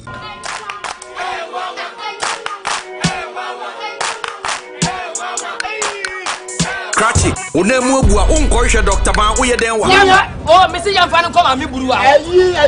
Mami do buru. Don't ya tell me ko bra. Mumi Yamfani ko Dr. Ban ho. Dr. Ban o ya de. Bra, se ban no mpemu adwuma sasabro slow. Dr. Ban o ye. Hey, say me kwana meka. Oh, no mpemu nim di ono na ye expect nya zanfo no. O akra any Kumasi no mpemu expect yen kan kire o.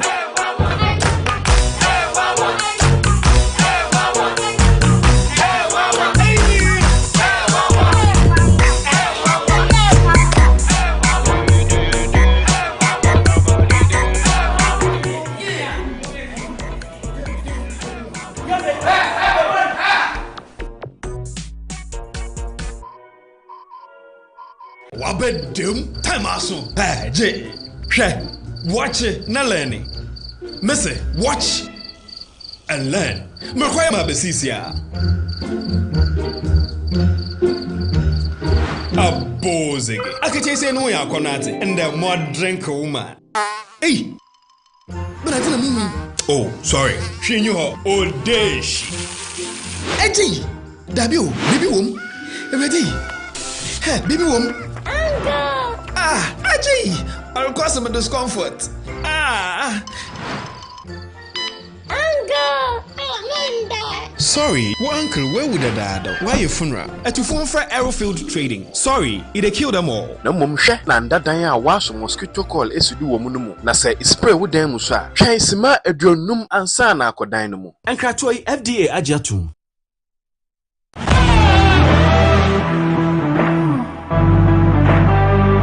Biggest car center in Ghana, offering unparalleled round-the-clock service in autos and accessories. Nadam Autofix is the biggest distributors of used tires in Ghana, offering first-grade second-hand car tires of all rim sizes at both wholesale and retail prices. We are also the leading name in car sensor diagnostics, corrections and sales of car accessories. We excel in car washing and detailing with state-of-the-art steam engine washing machines that keep water away from your engine. ensuring a clean, healthy, and responsive engine. Nadom Autofix, the first name in servicing, car accessories, and car washing. Visit us today and experience the world of class difference. Find us today at Asoridaho, directly opposite Dansoman KFC and the Shell filling station. For more details, you can call us on 0503 244 266 or 0535 339823. Nado Motofix. Wukwain Sunyonko Papa.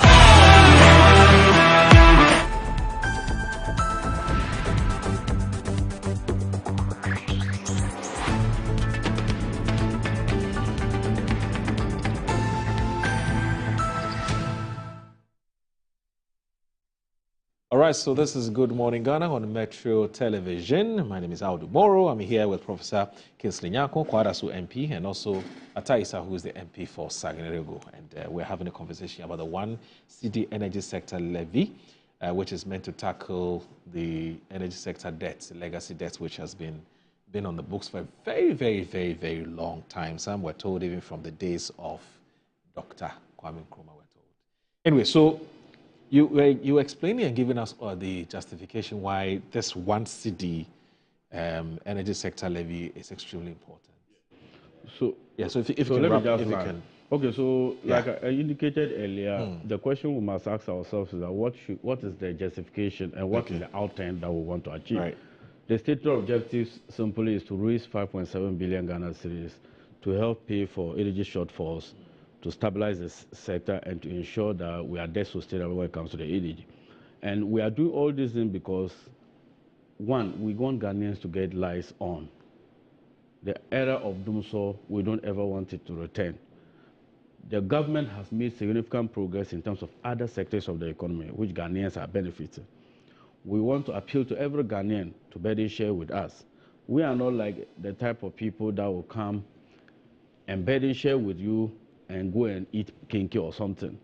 We want to burden share to restore power and restore the energy sector stability and sustainability.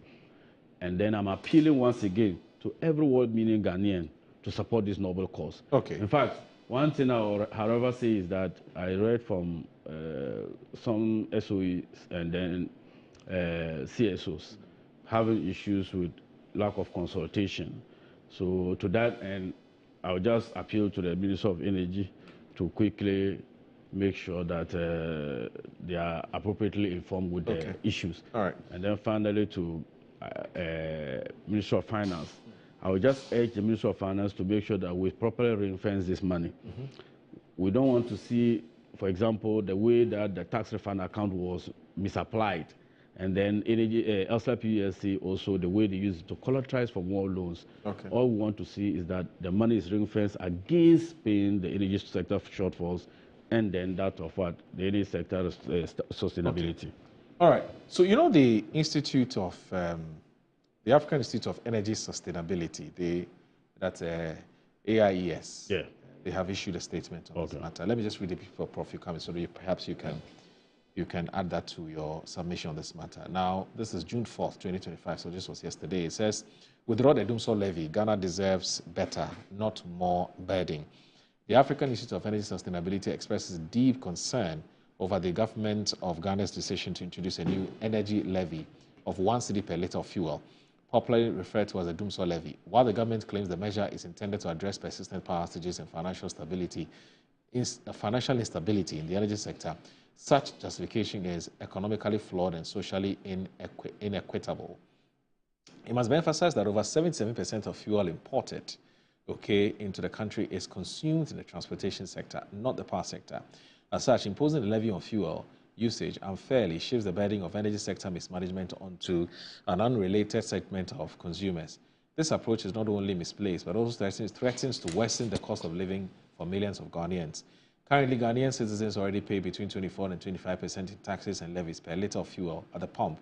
Now, with this new energy levy, the burden will increase to 32% and 33% respectively, pushing pump prices higher and triggering a ripple effect of price increases across all sectors of the economy, from food, transportation, and production to commerce and household expenses. While we acknowledge the seriousness of Ghana's power debt, estimated at $2.5 billion, we also know the key sources of the crisis. One, take-or-pay power contracts that leave governments liable for unused capacity. 2, high technical distribution, commercial losses. 3, unrealistic tariffs that do not reflect cost recovery. The impact of, and then 4, the impact of forex volatility on dollar-indexed contracts. And then the last one is weak public sector oversight and planning in power procurement and delivery. These are structural issues, and no amount of taxation on fuel can resolve them. Now, imposing new levies is simply treating symptoms, not curing the disease.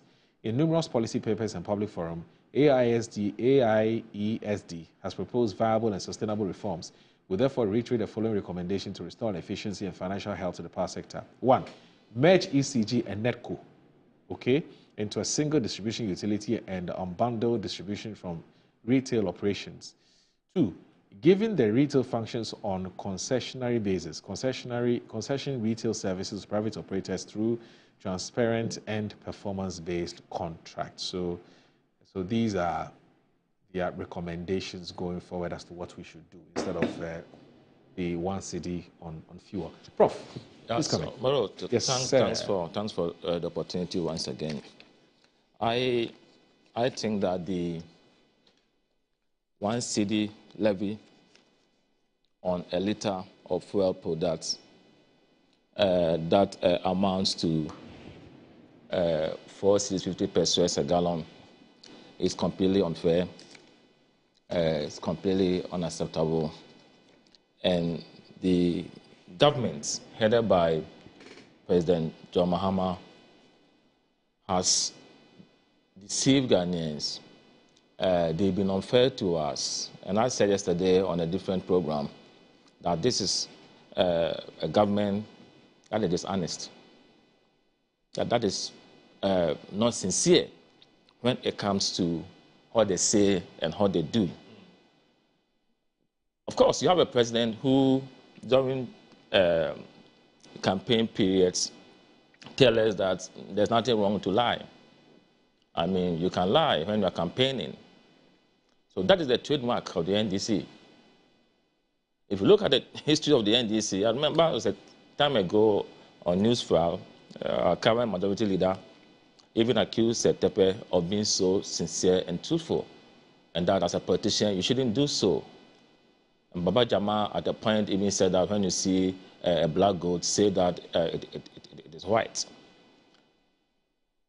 And Ghanaians should have known this and not to have voted for the NDC. Ato Forson told us when he was being vetted, 13th of January of this year, that as for him, he understands our economic environment. He knows the tools that have to be used to raise revenue, and that raising taxes is not part of his leadership at the Ministry of Finance. So I'm asking Ato Forson, where are the tools that he said was going to engage? His competence in that area is being questioned. What he said is not what he is doing right now. And that is worrying. You know, I like Ato Forson, his persona. He's a nice guy. But his politics is troubling me. I remember he was the same person who said that we should introduce betting tax. Then when it was introduced, did a U-turn and said that betting tax is not good. The same person. So the inconsistency is too much. So when he tells us that we are not going to see an increase at the pumps, no increase as pump price, then I don't believe him because of his history and track record. Why are we here? And Lisa said that 3 issues that underline the reason for the introduction of the 4.50 pesos on a gallon of fuel.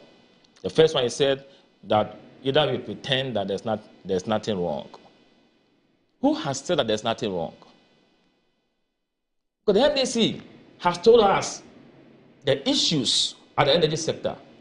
They've told us Ato Forson used to be the ranking of the finance committee. John Jinapo, a member of the finance committee. In fact, I was with him on the finance committee at the point. And the ranking at the energy ministry.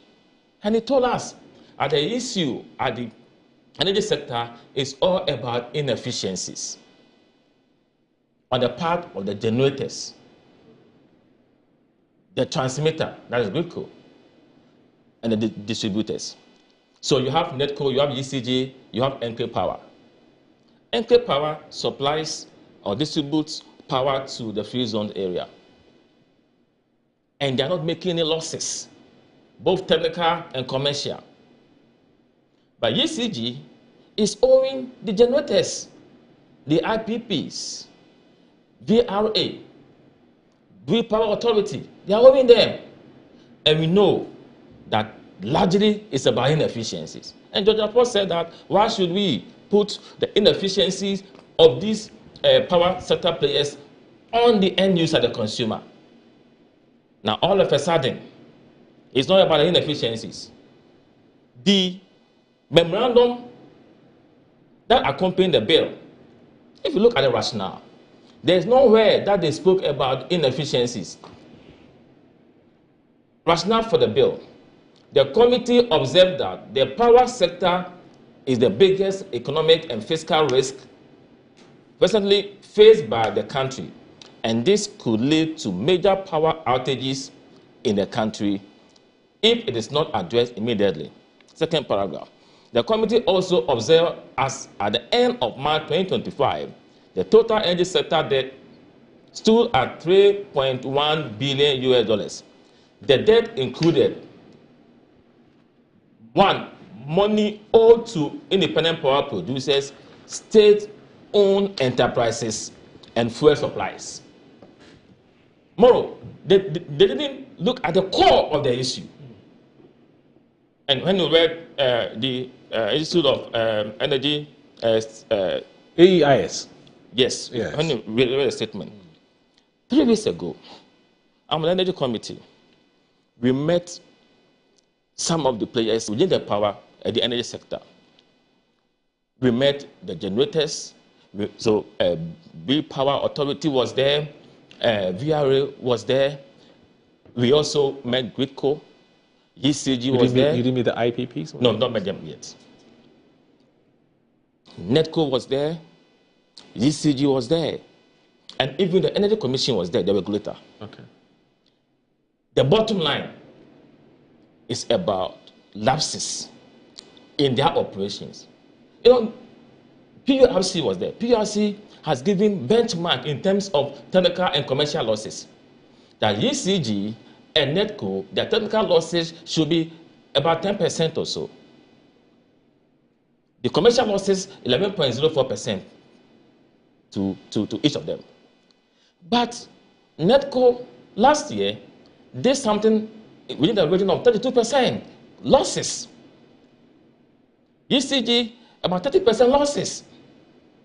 And the core of the matter is revenue generation. You're not able to collect monies from consumers. This is what we have to address. And John Jinapo, my very good friend, the sector minister, is aware of this because it has been a ranking at the energy committee. On the first committee. So that's referring to commercial losses, which is people have used their power, but they don't want to pay. But technical losses is allowed within a particular range. Yes. Because it makes sense. The more you use the cables, systems will always fade, and the capacity and efficiency wouldn't be as it used to be. So that's understandable. Commercial losses, we are aware. Question, how do we deal with it? So it's not the levy that you are introducing without dealing with the issues that we all know this levy wouldn't be able to address the issues. If you cannot collect the revenue and the inefficiencies, go on, you cannot deal with the matter. That's it. And you see, let them not deceive us. This money that they are seeking to collect, the 5.7 billion, the e-levy that has been reintroduced. I say e-levy, energy sector levy. It is e-levy on petroleum products. It's the same thing. The same thing. I'm telling you that it is not because of the sector. It's because the NDC government, headed by the finance minister, doesn't know how to raise money. It's called the energy sector shortfall and debt repayment It's still levy. e-levy. It's still It's not the same. Electronic transaction levy, e-levy. It's the same e-levy on petroleum products. No. That's it. But the point I'm making is that it is not about the power sector. They don't know how to raise money. They seek to raise money to manage the global economy. That's the bottom line. Okay. That's the bottom line. No clue to make money. He is talking about stability of the currency. I mean, what magic wand do you possess to make the city stable without anchoring systems that were put in place by the previous administration? For example, when we realized in 2022 that we had issues that were triggered by global economic factors largely. Okay, we introduced the Gold for Oil program, the gold reserve. As at 2022, we only had 8 tons of gold reserve at the Bank of Ghana. We raised it to about 30 tons before we exited. How much have you added to it? So that gives you some buffer, some anchor.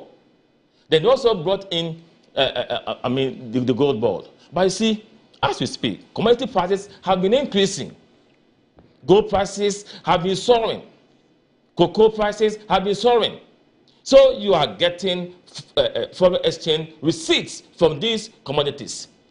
So it's not any magic one. So you asked a very good question. If these commodity prices start going down, we are going to have issues. And this cannot be predicted to be stable. Things can change within the global economic environment, and we can be at the other end of the equation. So that's it. But he's explained that we have enough buffers to deal with the shocks. But I'm saying that the foundation has been laid.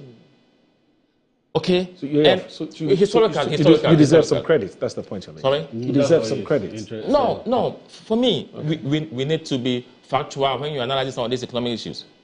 Okay? We also get money from the IMF bailout. So you have the dollar. But you see, you want to build a stable economy.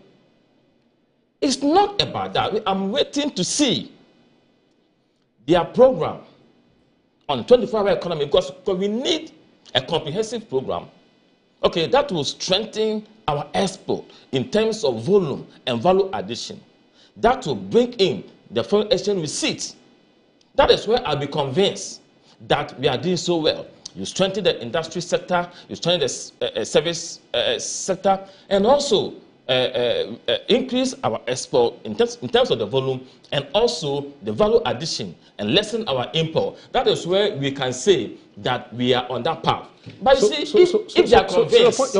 Your point is, until we do something about productive sector, which is to say that if we do something about productive sector, then we can say that the strengthening of the CD has been anchored on a transformation, a transformational, extractually transformational and productive center instead of the German what we're seeing now. Genau. So you see, if that's the point you're making. Yeah. So if what they are saying, because the study is not stable, that's what they are saying. Yes. But I know that between May and end of this year, we need about $971 million to import fuel within the power sector.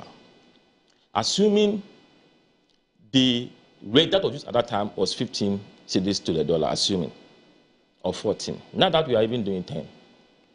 You mean when the PUIC was calibrating the tariff? Yes. At the time. Now there's a space. It was at $15, 15 cedis per dollar. So now it's about 10.30 or so.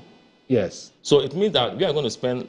There's a windfall of almost 5. That's it. So if we are convinced that we are going to have a continuous stability of the city or appreciation of the city against the dollar, then why are you bringing in this? You are saying that we could use it. We could make do with a windfall of almost 4 cedis. Yes. But don't let it slide. No. But I'm making. He mentioned. Do you remember when he was saying that you can't talk about the tariff? Per the IMF conditionality, you can't review downwards. You can always review. You always have to review upwards. I mean, he was talking about the tariff structure, the quarterly tariffs. That's what he was talking about, and I put it out. I'm talking about the quantum and the value of the fuel that we are importing to this country. Yes. I'm saying that if the initial calculation was based on 15 cedis, now it is based on 10 cedis, 30 pesos. There's a gap. It means that you wouldn't need that amount of money as it used to be. So there's some form of windfall to our advantage. Oh. That's it. Okay. That's it. No.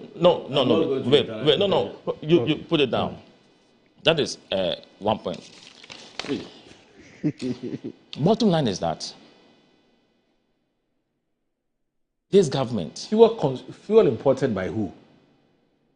You mean I need to clarify that. When we made the windfall argument, yes. When we made Gridco, Gridco told us that the fuel we need between May and December of this year to be able to sustain our energy sector is $971 million. Yeah. That's what we need. But that was pegged at 15 cedis to the dollar. Yes. Okay. But I'm saying that if the dollar is doing, let's say, even 11 for the rest of the year, you have some margin there. Yeah. You have some space there. Yes. And that space will be to our advantage. Oh, okay. I get it. That's it. I get it. So the haste in bringing in this levy is that the NDC is using their numbers in parliament to hide their incompetence. Because now Ghanaians, whatever they want, they will do. And this is not the only levy that they brought. They are going to bring more. They are going to bring more levy and burden us. But if you are telling me that you need this money to address issues in the sector, recently, didn't they increase electricity prices by 14.75%? So what was the justification? 1st of May. But Prof, some would also ask you that. So valid analysis, but what has been the overall effect of these, what I call fiscal and policy interventions that the government has made? What has been the general overall effect? I've sat on this show for a long time. Yeah. And I've been very consistent. The yield levy, I defended the yield levy aggressively and vigorously because I thought that it was an innovative way of addressing our fiscal issues. The yield levy was being introduced.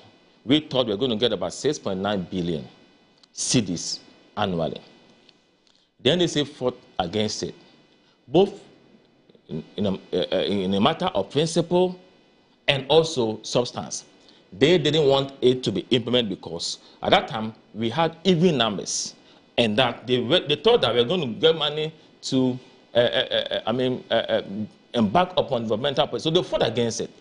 To the extent that I know one NDC senior member who told me after our show here that if Haruna Dusu and Mutaka dare to let it go through, they'll remove them. Okay, so they fought it for political consideration, not anything about the economy. My brother, if you have told us, or when you told us before the elections, that we are going to remove e-levy, we are going to remove a COVID levy, betting tax, right at the point when Mahama even said that the communication service tax, he was going to remove it. Isn't he said that? Sam George re-emphasized that.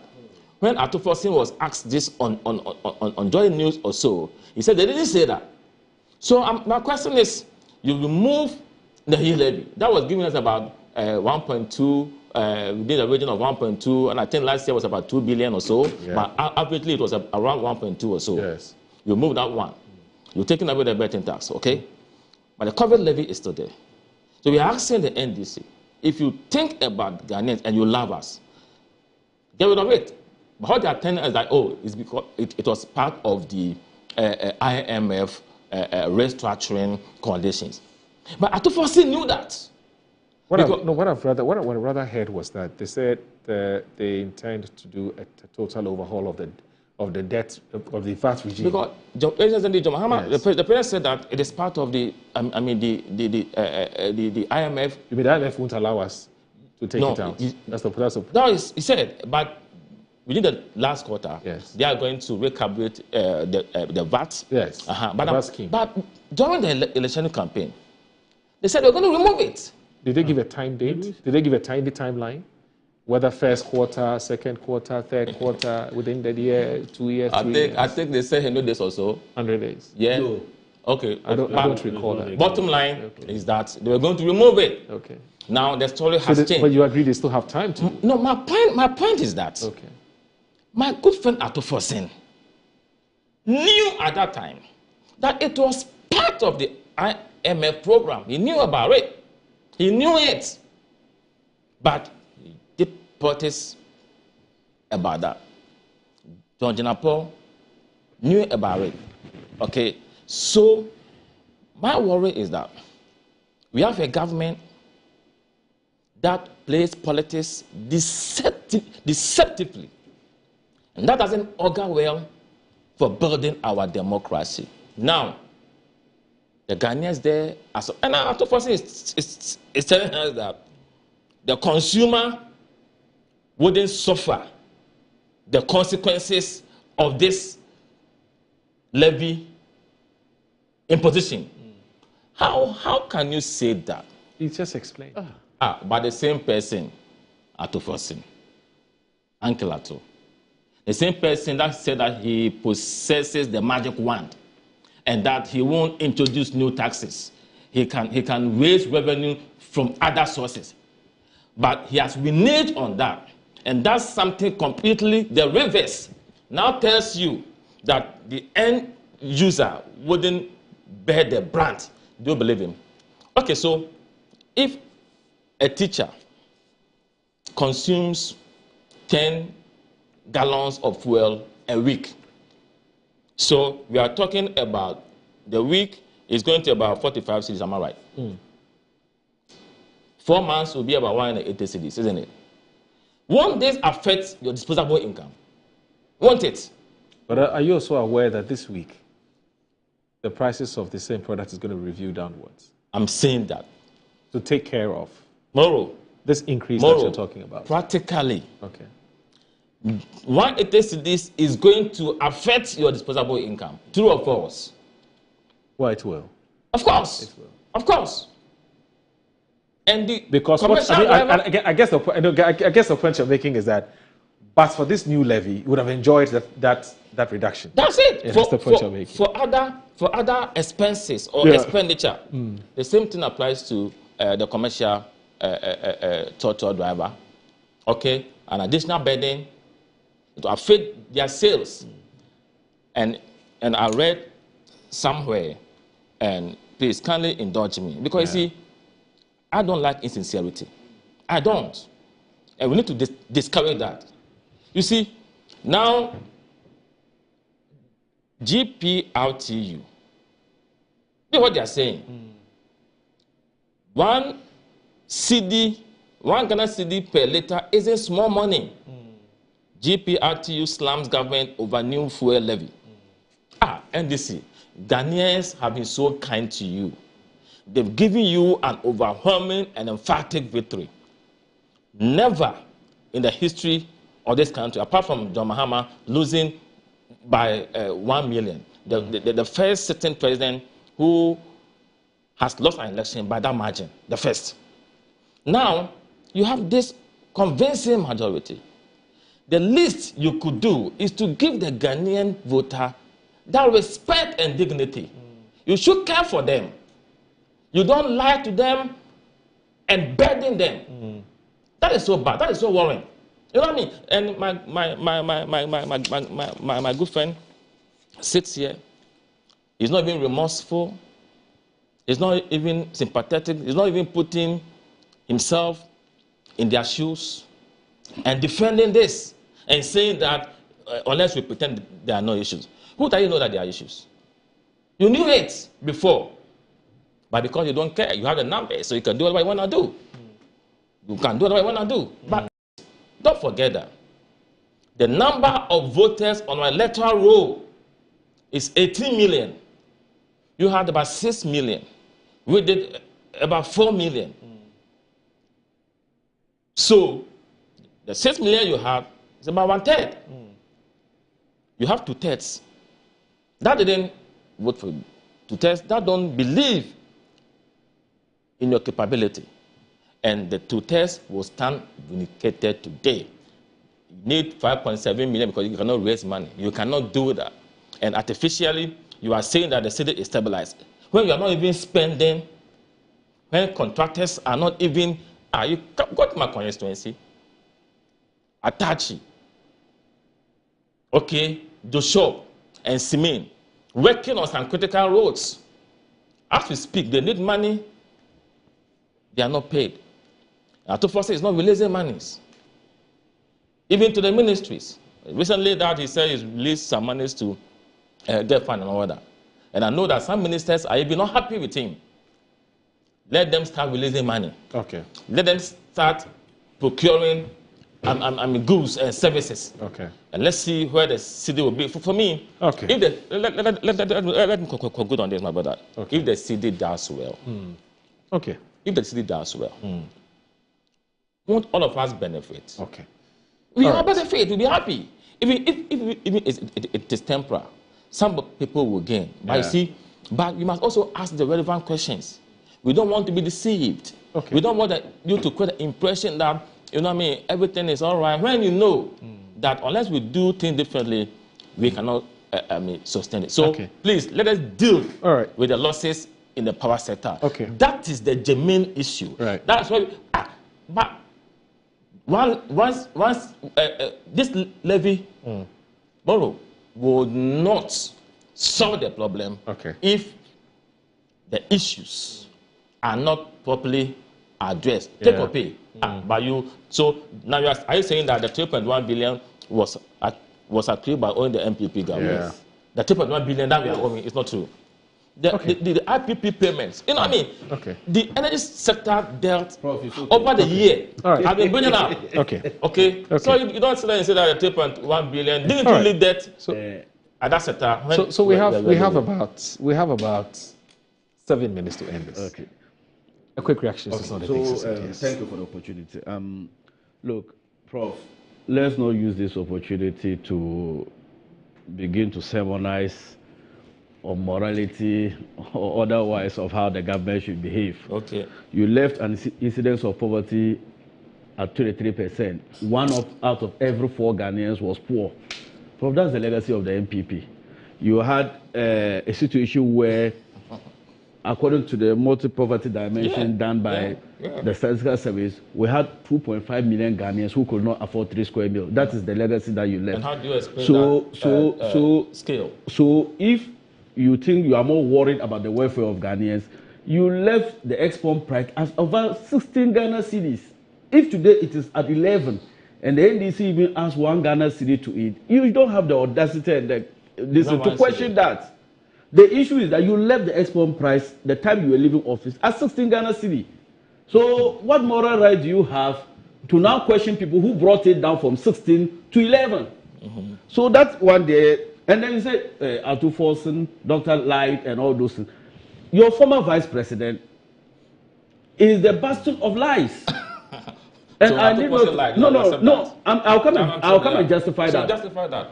Dr. Baumia said they were building an airport in Cape Coast. President Akufo-Addo said they won't be haircut. All those things are they are videos for people to confirm, Prof. So if you say Dr. Atufo lied, on what specific issue? I dare you to bring any proof where Dr. Atufo said he will never introduce tax. There's nothing like that. So what did he say? Look, we said this budget. How did they say? No, you need to prove that. Oh, he said that but you are disproving me. So you tell me what I the said. burden of proof lies with you to prove it. Okay, so Moro. So this is what I have. As from reported by CNR, a city newsroom. At first, I will boost revenue without introducing new taxes. Yes. That's the headline. Yes. So let me read portions of it Read with your indulgence. The Minister Designate for Finance, Dr. Castle Ato Forsen, has underscored the importance of compliance in enhancing Ghana's revenue. He believes there is no need to increase taxes, given the country's substantial potential in revenue mobilization. Then let me quote him that Go way. to the quotation. I have studied Ghana's economy for some time now, and without mincing words, Ghana has potential when it comes to tax revenue mobilization. We don't necessarily have to increase taxes before you rake in revenue. We have the handles. Where are the handles? What we need to do is to improve compliance. Where are these measures? So where did he say? Where did he say he won't introduce tax? There is no need. But this is common English. No. The man said there is no need. NDC. Or it doesn't necessarily Confident mean. traders. Go ahead. Let me read it for everybody for the second time. Wait. I have studied Ghana's economy for some time now. And without mincing words, Ghana has potential when it comes to tax revenue mobilization. We don't necessarily have to increase tax. This is different from our increase tax. No. But conclude it. Conclude it. We don't necessarily have to increase tax before you can rake in revenue. We have the handles. What we need to do is to improve. So and compliance, add the compliance aspect to it. But you just read some portions. You give it to me. The viewers Atasa, because of time. Please okay. Number two. You don't defend this. Wait. My brother. You talk about issues of commercial losses and operational losses. This has been the long old excuses that we normally give to the power producers. So for me, that is a long-term goal. The short-term goal is that we don't want the nation to be plunged into darkness. This is the laziest way of doing things. What are you talking about? You couldn't do anything when it comes to commercial loss reduction. You couldn't. Who told you about that? What did you do? You are comparing electronic levy to that of the energy sector recovery levy. That is the deception rather you are displaying here. The first instant was robbery, not taxation. You must pay a tax for consumption. No, because if what you are doing is armed robbery. It's not even it's armed robbery. Moro. It's armed robbery. In terms of taxing fuel or the levies of fuel, it's a consumption. You are consuming a service. The consumption of e-levy, what role did you play in the setting up of e-levy? The telcos, they spend in building infrastructure. They brought us the service. You collect corporate income tax from them. You collect communication tax from them. Yet you collect other monies from the poor Ghanaian. This one, they are consuming a service, which is the purchase of fuel. And that has an inelastic demand. Inelastic demand. Whether you like or not, you are going to buy it. But as for Momo, if you don't want, you don't use it. Wait. Go ahead, my You brother. talk about 24 hours program. You were in Parliament yesterday. They brought in fact, when they announced the release of the DACF, finally, when they released the amount for DACF, they indicated that every district should prioritize building a 24-hour market. You are aware of it. So if you say nothing is being done to achieve that, we already stated that. I didn't say that. I said I'm waiting to see. You are closing your eyes. You are deliberating not seeing. No, all right. So let me do this quickly. Let me do this quickly because we're running out of time. So Sally will send a message. It says, of what benefit to a consumer commuter if a transfer fares aren't reduced to correspond with fuel price decreases? So if fuel is levied to rake in revenue to offset our energy debt, what's the fuss about that? Obnoxious e-levy hit hard on virtually everybody, including a poor woman in any village in Ghana. But this doesn't. Let us all help build the Ghana we want. Good morning, Sally who sent that message. Now, this one from Kwesi Reynolds in Agona Dobeng says that this government has consistently denied that there is doom so, yet they have introduced a levy to stop doom so. What do they take Ghanaians for? That's Kwesi. And then Evans Dinku in Garu says, good morning, Moro. Kindly extend my regards to Comrade Isa Atta. He says, The 1 city tax is necessary evil. Listen to the Energy Minister, Honorable John Junapo, revealing the rot left over by the Kufuor Bawumia government over the last 8 years. In just 5 months, the John Mahama government has so far been able to bring the important economic indicators to management levels. The inflation today is 18.4% as against 22% in December 2024. The city to dollar rate from 17% to less than 10%. Fuel prices dropped from 17.2 a litre to 12.4 a litre, and this is the catch. I hope anyone who thinks like the NPP who wants to sabotage the good governance of the NDC when it came to tax and economy should also factor in the 10 cedi in every 1,000 cedi momo you send with additional charges if the receiver also sends to two or more people down the trend. Let's do the Pito spots. Let's stop doing the Pito spot drunk something from the analysis. Okay, let me. And then Kojocho Wafo says hello, Prof. Yes, he said I should tell you that the Electoral Commission matter refers to affairs. He says that his Electoral Commission matter refers to. I hope he's ready to bring back Paul Yando. Who is Paul Yando from Kumasi? Regional Director of Communication. Ah, okay. All right. Since you are going to the EC matter, yes, then I'll go to Sami Jenfi's issue. Okay. Oh, to go there. Okay. No, let's not. Let's, because we don't have a lot of time to be going back and forth on this one. But today it's Larry Dogbe. Larry Dogbe, the managing editor of the Herald newspaper. Today is his birthday. No, because that time is up. Don't take us off. So let me say a happy birthday to Larry Dogbe, who's the managing editor of the Herald newspaper. Today is your birthday, and we wish you all the best from all of us here, myself, Andy, and the rest of the production crew. To you, Larry Dogbe, managing editor of the Herald newspaper. All right. I wish I had some momo so I can send you some. Larry, unfortunately, I don't have. I don't even do momo. So yeah, that's him. That's the man in your shot, Larry Dogbe. Yes, Herald newspaper. Yes. Larry.